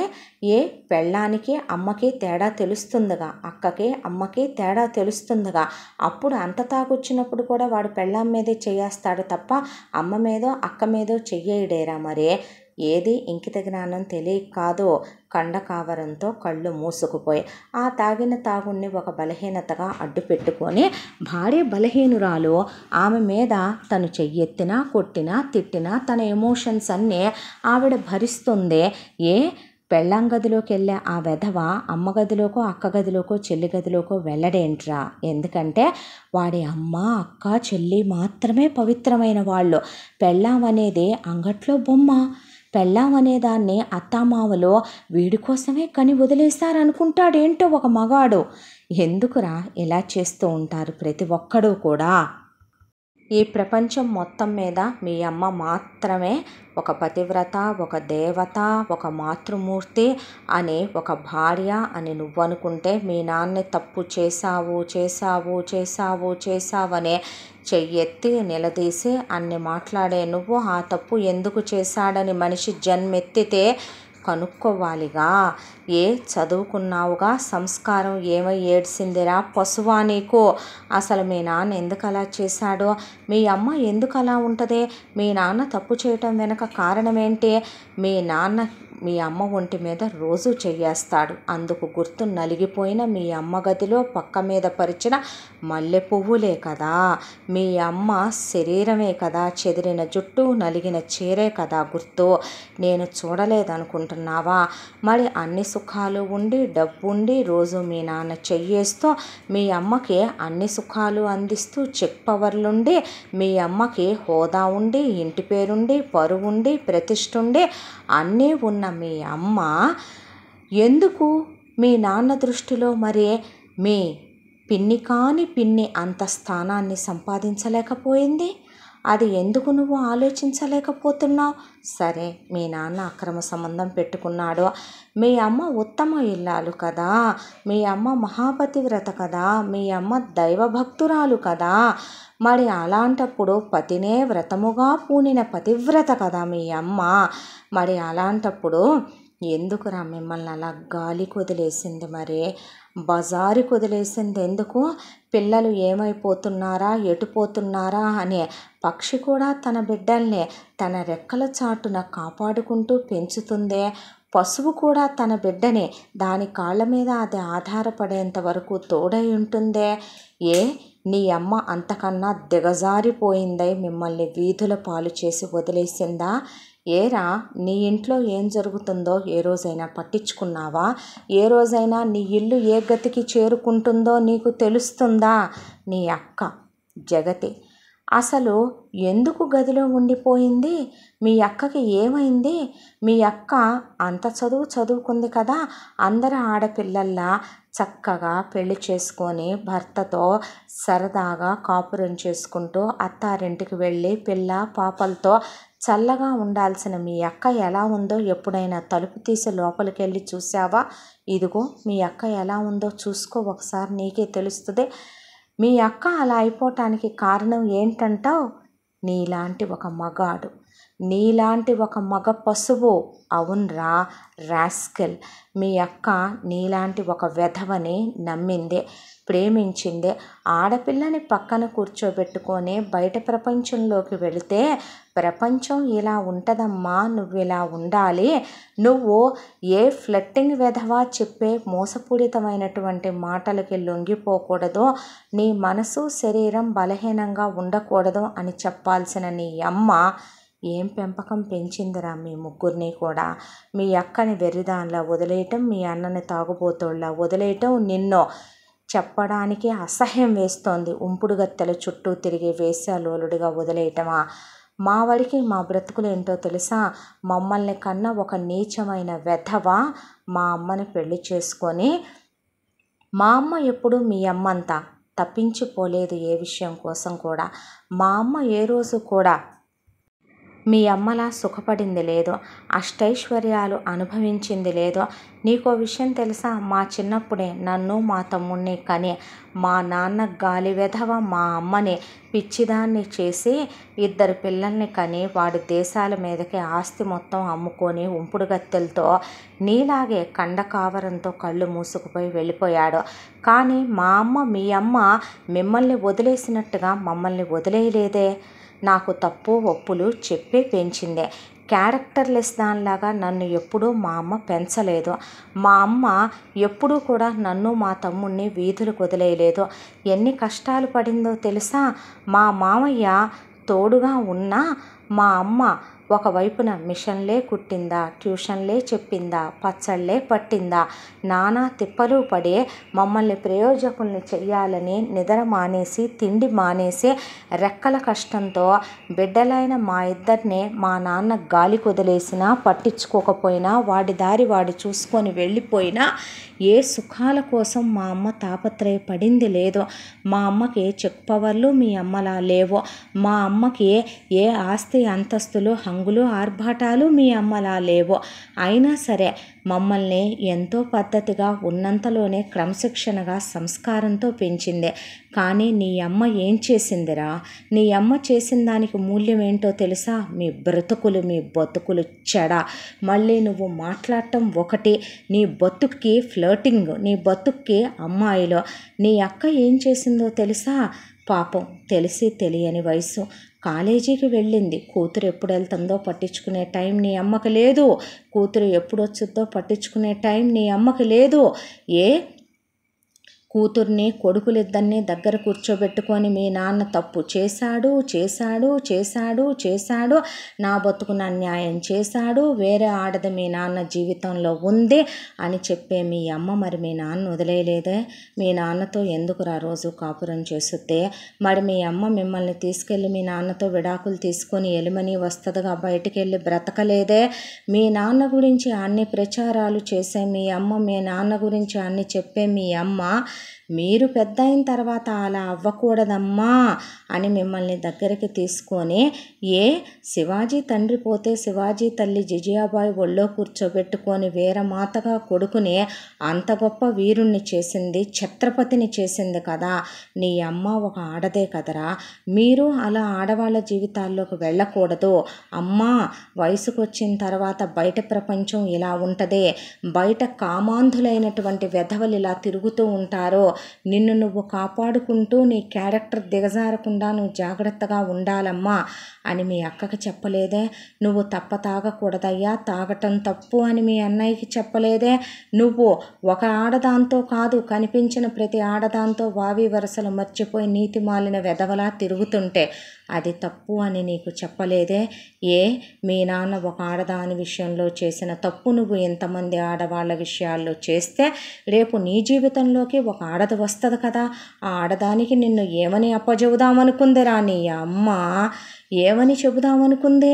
ఒక ఆడదాన్ని మీ నాన్న జీవితంలోకి వస్తేనే తట్టుకోలేకపోయిన మీ అమ్మ నీ జీవితంలో ఎంతమంది ఆడవాళ్ళు ఉంటే ఒక ఆడద మరి ఎలా బ్రతకాలనుకుందరా? ఒక ఆడదానిగా అది ఆలోచించటం మర్చిపోయిందే మీ అమ్మ. మీ అమ్మ చేసిన పనులకు మూల్యం మీ బతుకులు. దేవుడు ఏ లెక్కకు ఆ లెక్కే తీర్చేస్తాడంటారు తెలుసా నీకు? మీ అక్క వయసుకు వచ్చింది, కాలేజీకి వెళ్ళింది, అక్కడ రాకేష్ అనే ఒకడితో మీ అక్కకు పరిచయం అయిందే. ఆ పరిచయం వాడి ఫ్లర్టింగ్ మాటలు. నువ్వు మాత్రమే మగాడివా, నువ్వు మాత్రమే భూమి మీద ఫ్లర్టింగ్ మాటలు చెప్తావా, నీకు మాత్రమే చేతవుతాయా, మీ అక్క చూడటానికి అందంగా ఉంటుంది, అమాయకురాల్లా కనిపించింది వాడికి. దాంతో ప్రేమనే ముగ్గులో దించాడు. మీ అక్క వాడు లేందే బ్రతకలేననే స్థితికి తీసుకొచ్చేశాడు. వాడు చెప్పిన డ్రెస్ వేసుకొని వాడు చెప్పిన తిండి తిని వాడితో గంటలు గంటలు ఫోన్లో మాట్లాడే వాడెక్కడికి రమ్మనమంటే అక్కడికి వచ్చేంత వీక్ చేసేసాడు. ఏ విషయం పంచుకోవటానికి మీ ఇంట్లో ఎవడుంటాడురా, ఎప్పుడూ ఎవడుండడుగా. నీ బాబుదో తరీకా, నీ అమ్మదో తరీకా, నీ అన్నదో తరీకా, నీదో తరీకా. దాంతో మీ అక్కని వాడు ఫిజికల్గా క్లోజ్ అయ్యి, ఇందాక నువ్వు నన్ను టచ్ చేసావే, అక్కడ ఇక్కడ టచ్ చేస్తే నేను నీకు లొంగలేదు కదా, కాకపోతే మీ అక్క వాడికి లొంగిపోయిందిరా. మీ అక్కని ఒక వేశ్య కన్నా హీనంగా వాడు వాడేసుకున్న తర్వాత పెళ్లి చేసుకోమని మీ అక్క అడిగితే వాడేమన్నాడో తెలుసా? నేనా పెళ్ళ ఏంటే నువ్వు మాట్లాడేది? నీలాంటి వాళ్ళని వేశ్య, పతిత, కులత అంటారు. ఇవాళ నా దగ్గరికే వచ్చిన నువ్వు అంతకుముందు ఎంతమంది దగ్గరికి వెళ్ళావో, రేపు ఇంకెంతమంది దగ్గరికి వెళతావో ఎవడికి తెలుసు? నీ బాబుకు డబ్బు ఉంది, నువ్వు నాకు యూజ్ అయ్యావు, ఫిజికల్గా అందంగా ఉంటావు, మామూలుగా రమ్మంటే వస్తావా నువ్వు నా పడగదికి? కాబట్టే నిన్ను ప్రేమనే ముగ్గులో దించాను. వాడు చెప్పిన ఫ్లర్టింగ్ మాటలకు పడిపోయిందే, పిచ్చిదైపోయిందే. నా పెళ్ళి ఏ రోజో మా అమ్మా నాన్నల చేతిలో పెట్టాను, నేను నిన్నెలా చేసుకుంటానో, అయినా నీ మీద నాకు మొహం మొత్తేసింది. ఎక్కడో విన్నట్టున్నాయి కదూ ఈ మాటలు. నువ్వు నాతో అనాలనుకున్న ఇవే కదరా. నా బ్రతుకుని నువ్వు సర్వనాశనం చేసేసిన తర్వాత ఎంగిలి విస్తరాకులా చూయింగంలా ఊసేద్దామనే కదా నువ్వు అనుకున్నావు. కాకపోతే నీ అక్క బతుకుని ఆల్రెడీ అలా ఒకడు చేసి చాలా కాలం అయిపోయిందే. నువ్వు ఎవరి బతుకునో నాశనం చేద్దామనుకున్నందుకు నీ అక్క బతుకునే అలా చేశాడంటే పైనున్న పరమేశ్వరుడు ఎంత గొప్పవాడు అనుకోవాలి. చూసావా ఎవరి లెక్కలు ఎవరి వెనకాల ఎలా వస్తాయో? రోషం పొడుచుకొస్తుందా, కోపం వస్తుందా, బాధగా ఉందా? నేను చెప్పేది అబద్ధం అనుకుంటున్నావా? మీ అక్క గదిలో ఫోన్ ఉంటుంది, ఆ ఫోన్కి ఛార్జింగ్ పెట్టు, అందులో కాల్ రికార్డ్స్ ఉంటాయి. మీ అక్క వాడి కాళ్ళు ఎలా పట్టుకుందో, వాడిని ఎలా బ్రతిమిలాడిందో, ఎలా అడుక్కుందో, వాడు చీ థూ పో అని ఎలా దేబిరించాడో, మీ అక్కని ఎలా దిగజారిపోయిన బజార్ ఆడవాళ్ళ కన్నా హీనంగా మాట్లాడాడో, ఆ తర్వాత మీ అక్క డిప్రెషన్లోకి వెళ్ళిపోయింది. మీ అమ్మకు పట్టించుకునే టైం లేదు. మీ నాన్న అసలు ఇంట్లో ఏం జరుగుతుందో తెలుసుకోడు. ఆ తర్వాత మీ అక్క గదికే పరిమితం అయిపోయింది. తిండి మానేసింది, నిద్ర మానేసింది. వాడి గురించిన ఆలోచన మీ అక్క పిచ్చిదైపోయింది. తిండి మానేసింది, నిద్ర మానేసింది, ఎముకలు గూడైపోయింది. చీకటి వెలుతురుని చూడటమే మానేసి ఒక గదిలో తనకు తానే జీవిత ఖైదు విధించుకొని పడుందే. ఇదంతా నీకెలా తెలుసు అనుకుంటున్నావా? ఒకరోజు గుర్తుందా, నీ ఒంట్లో బాగోనట్టు తెగ నటించేసి నన్ను నువ్వు ఇంటికి తీసుకెళ్ళావో, ఆ రోజు ఇంకాసేపు ఉండు, ఆ ఉండు ఈ ఉండు అని నువ్వన్నా నీకు నిజంగానే బాగాలేదేమో అని చెప్పి మందుల కోసం అని చెప్పి మెడిసిన్స్ కోసం అని చెప్పి నేను అటు ఇటు తిరుగుతూ ఉండగా మీ అక్క కిటికీలో నుంచి అలా చూస్తోంది. ఏ స్పందన లేదో. మనిషి బతికుందో చచ్చిపోయిందో మీ అక్కని చూసి భయపడిపోయాను తెలుసా నేను. మీ అక్క స్కెలిటనో మనిషో కూడా నాకు అర్థం కాలేదు. పనివాళ్ళని ఏంటి తను అలా ఉందంటే కొన్ని సంవత్సరాలుగా తను అలానే ఉంటుందమ్మా అని చెప్పారు పనివాళ్ళు. ఆ ఇంట్లో మీ అమ్మకి కానీ నీకు కానీ ఎవరికీ తన గురించి పట్టించుకునే ఇది లేదు కదా. ఆ తర్వాత నీకు మెడిసిన్స్ ఇచ్చి నేను వెళుతున్నానని చెప్పి ఆ తర్వాత నేను వెళ్ళలేదురా. ఆ తర్వాత మీ అక్క గది డోరు తీసే ఉంది. మీ అక్క గదిలోకి వెళ్ళా. మీ అక్క గది నిండా ఆ రాకేష్ గారి ఫోటోలు తగిలిచ్చున్నాయి. ఏ రోజైనా మీ ఇంట్లో వాళ్ళకి మర్చిపోయే టైం ఉండదు కదూ, బిజీ కదూ. మీ అమ్మ బిజీలో మీ అమ్మ బిజీ. నువ్వు మీ అమ్మ కన్నా ఏ బ్రాండు ఏ రకమైనటువంటి కాండోమ్స్ యూస్ చేయాలా అమ్మాయిల కోసం అని చెప్పి నువ్వు ఆలోచించే థాట్స్లో ఏ మేకప్ వేయాలి, ఏ సెంటు కొట్టాలి, ఏ బట్టలు వేయాలి, ఏ షూస్ వేయాలి, అమ్మాయిలకి ఏ ఫ్లర్టింగ్ మాటలు చెప్పాలి, ఎలా వాళ్ళని లొంగ తీసుకోవాలి, ఏ గిఫ్ట్లు పడేయాలనే దాంతో నువ్వు బిజీ కదా. దాంతో మీ అక్క గదిలోకి వెళ్ళాను. వెళ్తే ఎముకలు గూడైపోయిన మీ అక్క పిచ్చిదానిలాగా అలా వణుకుతూ పడుకుందే.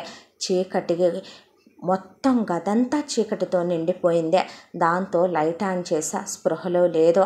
మీ అక్క పక్కనే టీపాయ్ మీద ఒక డైరీ పెట్టుంది. ఆ డైరీలో ఒక 50 పేజీలు చదివితే మీ అక్క ఎందుకు ఇలా అయిపోయిందో నాకు తెలిసిందే. అదే ఇంట్లో ఉంటున్నావు కదరా నువ్వు.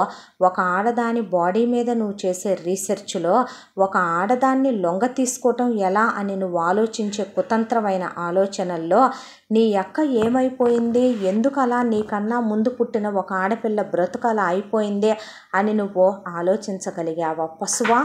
లేదు. ఆ తరువాత మీ అక్క పక్కనే ఒక ఫోన్ పడేసి ఉందే. ఏంటా ఆ ఫోన్ అంటే ఛార్జింగ్ అయిపోయిందే. నేనే ఛార్జింగ్ పెట్టాను.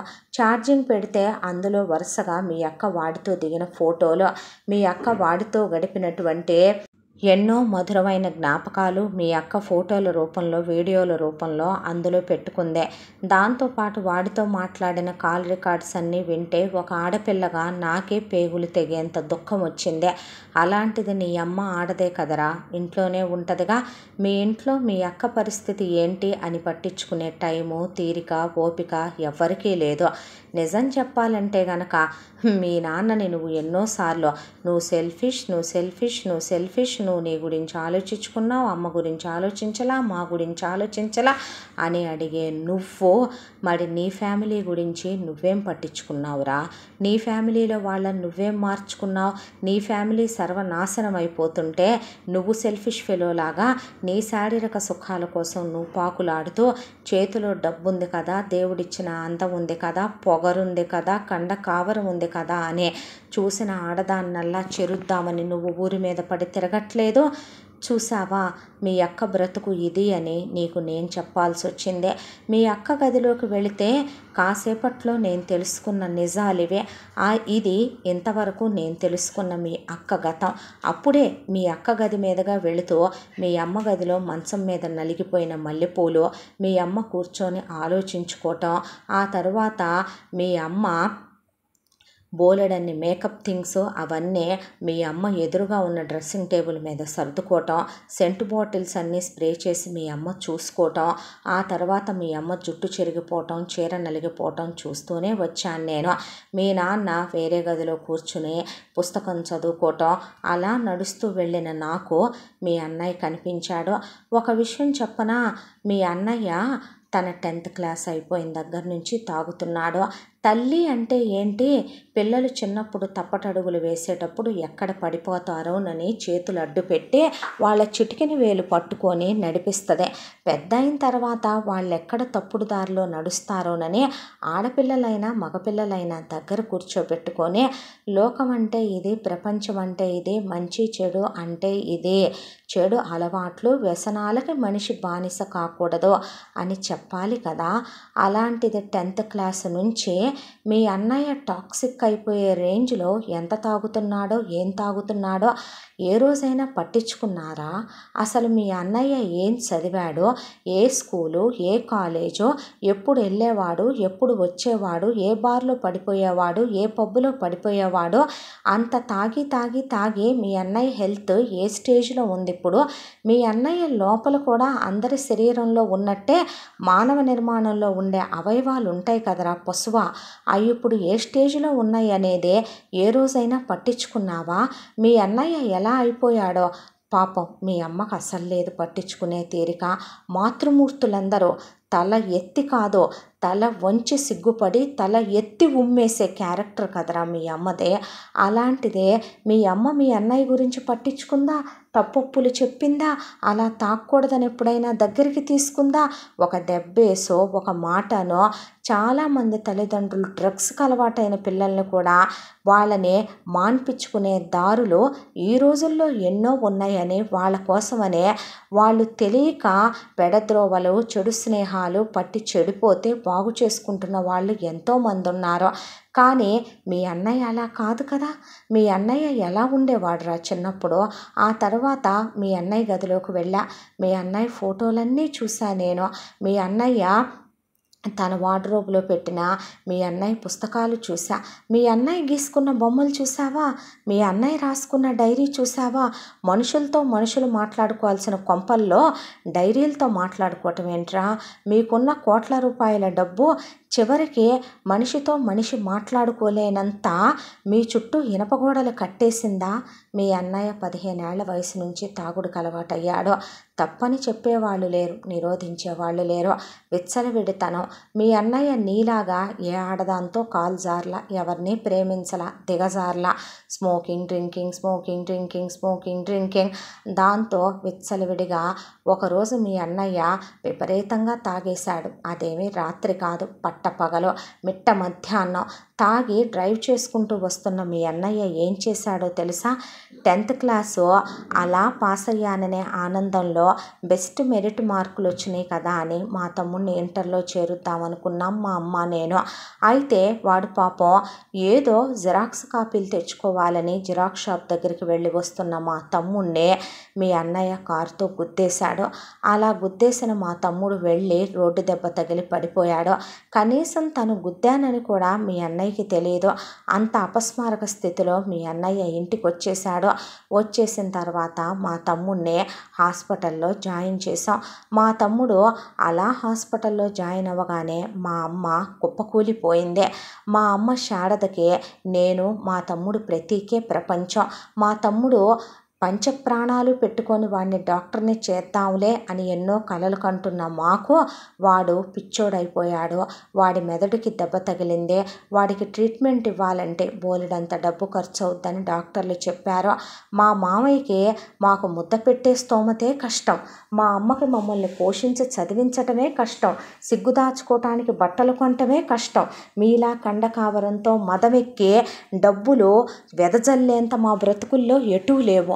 దాంతో మా తమ్ముడు అలా అయిపోయాడనే మా అమ్మకి హార్ట్ పెయిన్. మా అమ్మ అదే హాస్పిటల్లో ఇంకో వార్డులో అడ్మిట్ అయింది. ప్రపంచం ఏంటో తెలియదు, చీకట్లు కమ్మేసినాయి. ఈలోపు మా మామయ్య అసలు ఇదంతా చేసింది, ఇదంతా జరిగింది మా తమ్ముడు తప్ప ఎవరూ చూడలా, ఎవరికేమీ తెలియదు. అంతా దాంట్లో మాకు తెలిసిందే రోడ్డు మీద వాళ్ళు చూసిన ఒక కారు మీద ఉన్నటువంటి నంబరు. అది ఒక మహానుభావుడు సోడా కొట్టాయని చెప్పాడు. చెప్తే ఆ నెంబర్ పట్టుకుని మీదేనని మా మామయ్యకి తెలిసిందే. దాంతో మా మామయ్య కేసు పెట్టాడు, కేసు ఫైల్ చేయించాడు. మీ అమ్మ మహాపతివ్రత దేవత, ఈ విషయం మీ నాన్నకి తెలియనివ్వలేదు. మీ నాన్న గురించిన ప్రతి విషయం మీకు చెప్పే మీ అమ్మ కొడుకుల గురించి, కూతురు గురించి మీ నాన్నకే ఏమీ చెప్పదేమో. మరి మీ ఇంటి గుట్టు మీకే తెలియాలి ఎందుకనేది. ఆ తరువాత పోలీసుల దగ్గరికి మీ అమ్మ వచ్చిందే. మీ అమ్మ పోలీసులకి చెక్కులు రాసి పడేసిందే, కేసును మాఫీ చేసేయమందే. అసలు మీ అన్నయ్యకి మా తమ్ముడికి సంబంధమే లేనట్టుగా ఒక బోగస్ కథని సృష్టించమంది. వాళ్ళు డబ్బులు తీసుకున్నారు. మేము డబ్బులు లేని వాళ్ళం, పేదవాళ్ళం. దాంతో మా మామయ్య నోరు మూయించేసి మా తమ్ముడే తెలియక 10th క్లాసు పాస్ అయ్యాననే ఆనందంలో ఆ పిచ్చోడే తప్పతాగి రోడ్డు మీద అడ్డదిడ్డంగా వస్తూ వాడే అనుకోకుండా ఎవరి కారు కిందో లారీ కిందో పడ్డాడు. వాళ్ళెవరో ఏంటో ఆచూకీ తీస్తాంలే పొమ్మన్నారు మా మామయ్యనే. తిరిగి పిచ్చోడికి కాళ్ళు అరిగిపోయినాయి. మా తమ్ముడు శాంతం పిచ్చోడైపోయాడు. వాడు 15 ఏళ్ల పిల్లాడిలాగా కూడా కాదు, 5 ఏళ్ల పిల్లాడి స్టేజ్కి వెళ్ళిపోయింది వాడి బ్రెయిన్. మా అమ్మ కోలుకుందే. కానీ మా తమ్ముడిని అలా చూసిన మా అమ్మ శవంలా తయారైపోయింది. మాట లేదు, పలుకు లేదు, ఉలుకు లేదు, పలుకు లేదు. 24 గంటలు మా తమ్ముడు గురించి ఆలోచించుకోవటం, టైంకి తినటం మర్చిపోయింది, నిద్రపోవటం మర్చిపోయింది, నా గురించి ఆలోచించటం మర్చిపోయింది. పద్దాకా మా తమ్ముడు పక్కనే కూర్చోటం. నువ్వు డాక్టర్ అవ్వాలనుకున్నానురా, ఇలా అయిపోయావేంటి నాన్న? మీ నాన్న వదిలేసి వెళ్ళినా కూడా మీ ఇద్దరే నా ప్రాణం అనుకొని పెంచుకొచ్చుకున్నాను కదయ్యా, ఇలా అయిపోయారేంటయ్యా అని మా అమ్మ ఏడ్చిన ఏడుపు ఎన్నోసార్లు నిద్రలో ఉలిక్కిపడి లేచిన నాకే తెలుసు. నీ అమ్మ సరైన ఇల్లాలైతే చెయ్యాల్సిన పనేంట్రా?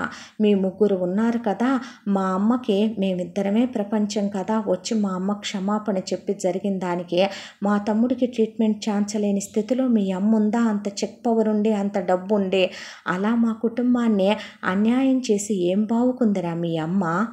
మీ ఇంటికి వచ్చినప్పుడు మీ అమ్మని చూశాను. మీ అమ్మ మిమ్మల్ని పట్టించుకునే ఆడదే అయితే మీ అక్క అలా, మీ అన్న అలా, నువ్విలా ఎందుకైపోతారో అర్థమైందే. మీ అన్నయ్య యాక్సిడెంట్ చేశాడు చూడు మా తమ్ముడిని, ఆ కారు ఇప్పటికీ మీ ఇంట్లోనే పార్కింగ్లో పెట్టుందే. ఆ నెంబర్ నాకు ఇంకా గుర్తుంది. చూశాకే ఆ కారు మీదని, చేసింది మీ అన్నయ్యని తెలిసిందే. మీ అన్నయ్యని, మీ అమ్మని, మీ కుటుంబాన్ని, మిమ్మల్ని మేమెప్పుడూ శపించలేదు. మీరు నాశనం అయిపోవాలనుకోలేదు, పుట్టగతులు లేకుండా పోవాలనుకోలేదు, మా ఉసురు మీకు తగలాలనుకోలేదు. కానీ మీ బ్రతుకులు ఇలా అయిపోవటానికి మాత్రం కారణం మీ అమ్మే. అది ఏంటనేది, ఎందుకనేది నీకే తెలియాలి, నువ్వే తెలుసుకోవాలి. చదువుకున్నావు కదా నువ్వు మనిషివైతే. ఆ తర్వాత మీ అన్నయ్య ఏమైనా ఎలా ఉన్నాడు అనేది ఎప్పుడైనా పట్టించుకున్నావురా నువ్వు? ఒక మనిషి తిండి తినకుండా, నీళ్లు తాగకుండా పనివాళ్ళు తీసుకొస్తే పనివాళ్ళు పట్టించుకోవటం ఏంట్రా మీ అన్నయ్యని? మీ అమ్మేమన్నా పోయిందా? మీ అమ్మేమన్నా పోయి మీరేమైనా తల్లి లేని బిడ్డలు అయిపోయారా? మీ అన్నయ్య హెల్త్ స్టేజ్ ఎలా ఉందో ఒక్కసారైనా కనుక్కున్నావా? మా తమ్ముడికి యాక్సిడెంట్ చేసిన విషయం అసలు మీ అన్నయ్యకి తెలియదు, మీ అన్నయ్యకి గుర్తు కూడా లేదు. మీ అన్నయ్య గదిలోకి వెళ్ళి మీ అన్నయ్య డైరీ చదివిన నాకే కళ్ళల్లో నీళ్లు తిరిగిపోయినాయి చిన్నప్పటి నుంచి. మీ అన్నయ్య అందులో ఏం రాసుకున్నాడో చూసి.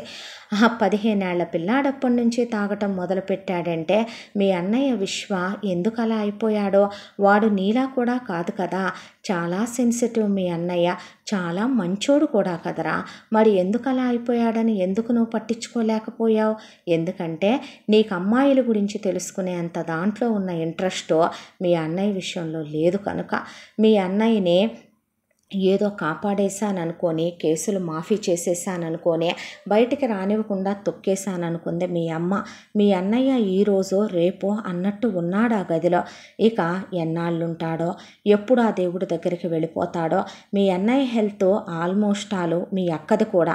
మహా అయితే కనుక నెలల్లో మనుషులే వాళ్ళు, అంతకు మించి కూడా బ్రతకరేమో బహుశా కూడాను.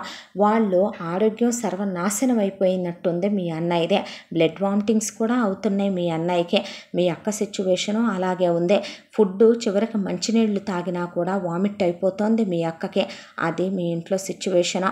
మరి అంతా డబ్బు ఉండి మీ అన్నయ్యని, మీ అక్కని మీరెందుకు కాపాడుకోలేకపోయారు? అది పెద్ద క్వశ్చన్ మార్క్. మీ అమ్మ చదువులేంది కాదు, సొసైటీలో బయటికి వెళ్ళంది కాదు. మీ అమ్మకి ఏం తెలీదు అనేది, ఏం తెలుసు అనేది నువ్వే తెలుసుకోవాల్సిన విషయం. మీ అక్కని, మీ అన్నయ్యని ఎందుకు మీ అమ్మ పట్టించుకోదు? ఎందుకు హాస్పిటల్స్, డాక్టర్స్ ఎన్ని టెక్నాలజీలో ఉన్నప్పుడు కూడా వాళ్ళు అలా గదుల్లో శిథిలమైపోయారో మీకే తెలియాలి. ఇక నీ విషయం విచ్చలవిడిగా నువ్వు ఎప్పటి నుంచి రా తిరగటం మొదలుపెట్టింది? నీ 13 years ఏజ్ అప్పటి నుంచి మీ అమ్మకు ప్రతిదీ తెలుసు. నువ్వు అమ్మాయిలతో ఫోన్లు మాట్లాడేది తెలుసు, నువ్వు అమ్మాయిలతో తిరిగేది తెలుసు, నువ్వు అమ్మాయిలతో రిసార్ట్లకు వెళ్ళేది తెలుసు, నువ్వు పబ్బులకి వెళ్ళేది తెలుసు, క్లబ్బులకి వెళ్ళేది తెలుసు, హోటల్ రూములకి వెళ్ళేది తెలుసు, ట్రిప్పులకి వెళ్ళేది తెలుసు, నువ్వు విచ్చలవిడిగా ఎంజాయ్లు చేసేది తెలుసు, ఫోన్లు మాట్లాడతావని తెలుసు. వాళ్ళు నీ కోసం ఇంటికే వస్తారు, నువ్వు బెడ్రూముల్లోకే తీసుకెళ్తావు, అంతా తెలిసి మరి మీ అమ్మ ఎందుకు వదిలేసి ఊరుకుంది? నిన్ను లాగి చెంప మీద కొట్టి మీ నాన్న నా జీవితంలోకి, మీ నాన్నకి నాకు మధ్యలోకి ఒక ఆడదాన్ని, రమ అనే ఆవిడ్ని తీసుకొచ్చాడు అని మీకు చెప్పి మీ దగ్గర పడి ఏడ్చిన మీ అమ్మ, తన మీద జాలి సానుభూతిని క్రియేట్ చేసుకున్న మీ అమ్మ, మరి నువ్విలా చేయకూడదురా, నీ జీవితంలోకి రేపొద్దున నువ్వే జీవితం, నువ్వే సర్వస్వం అనుకొని తన వాళ్ళందరినీ వదిలేసుకొని నీ కోసం ఒక ఆడపిల్ల వస్తుంది. మరి ఆడపిల్లకు నువ్వేం సమాధానం చెప్తావనుకుంటున్నావు? అడ్డమైన రోగాలు నిన్ను కమ్మేస్తాయి. అలా నువ్వు ఎవరితో పడితే వాళ్ళతో అలా తిరగకూడదు. అసలు తిరుగుబోతనాలు అనేవి తప్పు. నువ్వు అలా ఉండకూడదని నీకెందుకు చెప్పలేదు మీ అమ్మ? ఎందుకు నువ్వు తప్పు చేస్తున్నా చూస్తూ ఊరుకుంది మీ అమ్మ? నిన్నెందుకు ఎంకరేజ్ చేసింది మీ అమ్మ? మీ నాన్న నీకు నెలకి 5 లక్షల రూపాయలు శాంక్షన్ చేస్తే ఎదురు 10 లక్షల రూపాయలు మీ అమ్మ చెక్కు రాసి ఇచ్చిందే తప్ప ఆ డబ్బుని నువ్వు దేనికి వాడుతున్నావు, ఎందుకు వాడుతున్నావు అని అడగలేదే. ఉంపుడు గత్తెల శరీరాల మీద ఖర్చు పెట్టే డబ్బులు ఒక నిర్భాగ్యుడైన చదువుకోవాల్సిన భవిష్యత్తు ఉన్న పిల్లాన్ని మీ అన్నయ్య యాక్సిడెంట్ చేస్తే ట్రీట్మెంట్ చేయించలేకపోయిందా మీ అమ్మ? వచ్చి ఒక మాతృమూర్తికి అంత పెద్ద దెబ్బ తగిలేలా చేశాడు మీ అన్నయ్య. మీ అన్నయ్యకి తెలియదు, మీ అమ్మకి తెలుసు కదా. వచ్చి ఒక క్షమాపణ చెప్పలేకపోయిందా మీ అమ్మ? మొగుడు దగ్గర ఏ విషయమూ దాయని పతివ్రతలాగా అన్ని మాటలు చెప్పి మీ దగ్గర సానుభూతి పొందే మీ అమ్మ ఈ విషయం గురించి అసలు మీ నాన్నకి తెలియనివ్వలేదని మా మామయ్య చెప్పాడు. ఆ తర్వాత మా మంచి చెడు చూసే మా మామయ్య కూడా నా చదువు ఇంజనీరింగ్ అయిపోయేటప్పటికి పోయాడు. ఆ తర్వాత ఎన్నో కష్టాలు పడ్డాను, పార్ట్ టైంలే చేశాను. మా అమ్మ ఒకవైపున ఈ ఇంట్లో చాకిరీ చేసే మా తమ్ముడు మందులకని, కడుపుకింత ముద్దకని మిషన్ కుట్టుకోను, పచ్చళ్ళు పట్టుకోను, ఎన్నో అష్టకష్టాలు ట్యూషన్లు చెప్పుకొని MBA కంప్లీట్ చేశాను. మీ దగ్గర ఉద్యోగానికి వచ్చాను. నువ్వు నాతో తప్పుగా ప్రవర్తిస్తున్నావని నాకు తెలుసు.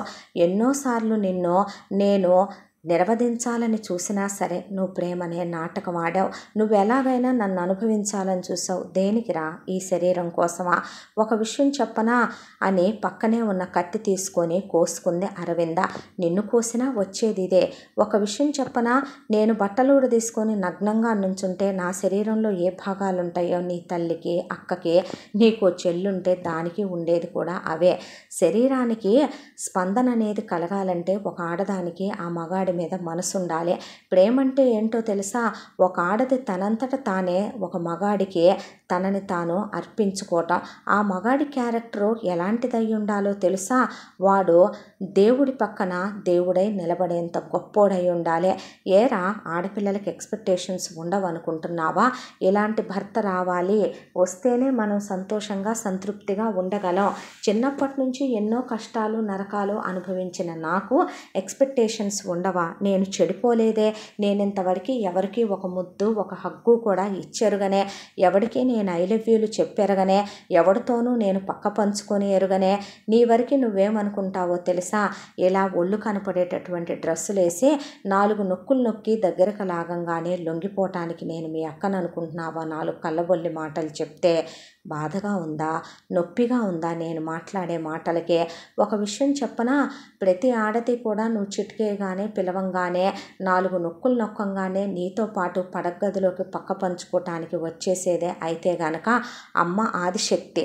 అలాంటి ఆదిశక్తి రూపమే ప్రతి ఆడపిల్ల అంటారు. దిగజారిపోయే ఆడవాళ్ళ గురించి నాకు అనవసరం, కానీ అక్కడక్కడ నీతి జాతిగా మా అమ్మ పెంచిన నాలాంటి ఆడపిల్లలు కూడా ఉంటారనే విషయం నువ్వు మర్చిపోవద్దు. నీకో విషయం తెలుసా? నిన్నిప్పుడే ఇక్కడే నేను చెప్పుతో కొట్టచ్చు, నీ ముఖాన ఉమ్మేయచ్చు, కానీ అలా చేయాలన్నా నేను నిన్ను తాకాలి. నిన్ను అలా తాకాలన్నా నాకు అసహ్యం వేస్తోంది. నీ పేరు నా నోట్లో నుంచి ఉచ్చరించాలన్నా నాకు జుగుప్సగా తేళ్ళు జరులు పాకినట్టుంది. ఇంకెప్పుడు నీ ముఖం నా చూపించుకో. ఎంతకాలం నీతో పాటు ఇంత నరకం ఎందుకు అనుభవించానో తెలుసా? నేను నా కుటుంబం కోసం నాకు డబ్బు అవసరం. డబ్బు అవసరం అంటే ఉద్యోగం కావాలి. ఆ ఉద్యోగం మీ దగ్గర కాస్త ఎక్కువ జీతం పెట్టారు కేశవరావు గారు నాకు ఆ రోజున. ఆ జీతం కోసమని నువ్వు వేసే ప్రతివేషాన్ని భరిస్తూనే నా డ్రీమ్ జాబ్ కోసం నేను ఒకవైపున ఇంటర్వ్యూలు ఇస్తూనే ఉన్నా. మొన్న 4th టైం ఇచ్చిన ఇంటర్వ్యూలో నేను సెలెక్ట్ అయ్యాను. ఇప్పుడు నేను కోరుకున్న ఉద్యోగం నాకుందే. మళ్ళీ ఎప్పుడు బ్రతికుండగా జీవితంలో నువ్వు ఇవన్నీ మానేస్తావని, నువ్వు మానాలని ఆశ లేదు, నేను మాన్పించాలన్నంత అవసరము నాకు లేదు. నాకు సంబంధించినంత వరకు నేను అసహించుకునే వ్యక్తుల్లో మొదట చివర ఉండేది నువ్వు. మళ్ళీ నీ ముఖం నేను ఎప్పటికీ చూడకూడదనుకుంటున్నాను. ఒక్కటి గుర్తు పెట్టుకో, ఆడదాన్ని సాధించుకోవటం అంటే ఏంటో తెలుసా? తనంతట తాను ఒక ఆడదొచ్చే ఒక మగాడు కావాలనుకొని కౌగిలించుకోవాలి, ముద్దు పెట్టుకోవాలి, తనని తాను ఆ మగాడికి అంకితం ఇస్తూ ఆ మగాడికి అర్పించుకోవాలి. అప్పుడు ఆ 2 శరీరాలు మనసులు కలిసిన తరువాత కలుస్తాయి చూడు, దాన్ని అంటారు కలయికని. ఏదో కోరిక కలిగిందే, ఒక హార్మోన్ రిలీజ్ అయిందే, ఎవతైతే ఏమైంది, ఎదురుగా ఒక ఆడదుందే, దాని దగ్గరికి వెళ్ళి కోరిక తీర్చేసుకొని వస్తున్నావు. నిన్ను మనిషి అంటారో పశువు అంటారో నీకే తెలియాలి. ఇక మనిషి పశువు స్టేజ్ దాటిపోయిన మృగం మీ ఇంట్లో మీ అమ్మ ఒకటి ఉంది. దాని గురించి ఆలోచించి నువ్వు మిగతాయి తెలుసుకో. నా వరకే నేను మళ్ళీ నీ మొహం ఎప్పటికీ చూడకూడదు అనుకుంటున్నాను అని వాష్రూమ్లోకి వెళ్ళి పృథ్వీ కొనిచ్చిన డ్రెస్సు చేంజ్ చేసుకొని తన డ్రెస్ వేసుకొని పృథ్వీ మొహం మీద గౌను విసిరేసి గుడ్ బాయ్ అని అక్కడి నుంచి తన బ్యాగ్ తీసుకొని బయలుదేరి అరవింద ట్రైన్లో ఊరొచ్చేసింది. కేశవరావు గారి దగ్గరికి వచ్చి రిజైన్ ఇచ్చి నా డ్రీమ్ జాబ్ నాకు వచ్చింది అంకుల్, నేను ఇచ్చిన టైం కూడా అయిపోయింది కదా, మీకు 1 year, సో నేను రాసిన కాంట్రాక్ట్ ఫినిష్ అయిపోయింది, నేను ఇంకా వెళ్తున్నాను అంకుల్ అంటే ఆయన రిలీవ్ ఇచ్చేశాడు. సర్టిఫికెట్స్ తీసుకొని అరవింద వెళ్ళి తన డ్రీమ్ జాబ్లో జాయిన్ అయిపోయింది. అరవింద మాట్లాడిన ఒక్కొక్క మాట పృథ్వీ గుండెల్లో సోలాలు దించేసింది. పృథ్వీకి ఎవరో నిజంగానే చెప్పుతో కొట్టినట్టు, ఎవరో ముఖాన ఉమ్మేసినట్టు, నీ అమ్మ ఆడదే నేను ఆడదాన్నే, నీ అమ్మ ఆడదే నేను ఆడదాన్నే, నీ అక్క ఆడదే నేను ఆడదాన్నే, ఇంకా ఎన్నాళ్ళు నటిస్తావు ప్రేమనే, ఇంకా ఎన్నాళ్ళు నీ నాటకం అని అడిగిన మాటలు పదే పదే పదే పదే గుర్తొచ్చే ఆ కర్టెన్లు మూసేసిన గదిలో అలా కూర్చుండిపోయాడు. గంటలు గడిచిపోతున్నాయి, కళ్ళు మూతపడట్లేదు. ఆ తర్వాత అలా 3 రోజులు గడిచిపోయినాయి. 3 రోజుల తర్వాత హోటల్ వాళ్ళు వచ్చి తలుపు కొట్టి, ఏం లేదు సార్, మీ దగ్గర నుంచి ఫుడ్ ఆర్డర్ కూడా రాలేదు, రియాక్షన్ ఏమీ లేదు, ఫోన్ చేశాము రెస్పాండ్ అవ్వలేదు, అందుకని అనేసరికి రూమ్ వెకేట్ చేసి బ్యాగ్ తీసుకొని ఫ్లైట్ ఎక్కి ఇంటికి వచ్చేసాడు పృథ్వీ. పృథ్వీ మనసులో ఇప్పుడు ఏం ఆలోచనలు రగులుతున్నాయి, అసలు పృథ్వీ ఆలోచనలు ఎటు వెళుతున్నాయి, ఇప్పుడు పృథ్వీ ఏం ఆలోచిస్తున్నాడో, ఇక మీదట ఆ కుటుంబంలో ఏం జరగబోతోంది అనేది మనం ముగింపు భాగంలో తెలుసుకుందాం. మీరు మన ఛానల్ని ఫస్ట్ టైం చూస్తున్నట్లయితే తప్పకుండా మన ఛానల్ని లైక్ చేయండి, షేర్ చేయండి, సబ్స్క్రైబ్ చేయండి, బెల్ ఐకాన్ క్లిక్ చేసి ఆల్ అనే బటన్ని ప్రెస్ చేయడం మర్చిపోకండి. ముగింపు భాగాన్ని వినటం అస్సలు మర్చిపోకండి. కథ చాలా బాగుంటుంది. ఈ కథను మనకు అందించిన కథా రచయిత్రి జి. యామిని శ్రీనివాస్ గారు. Thank you.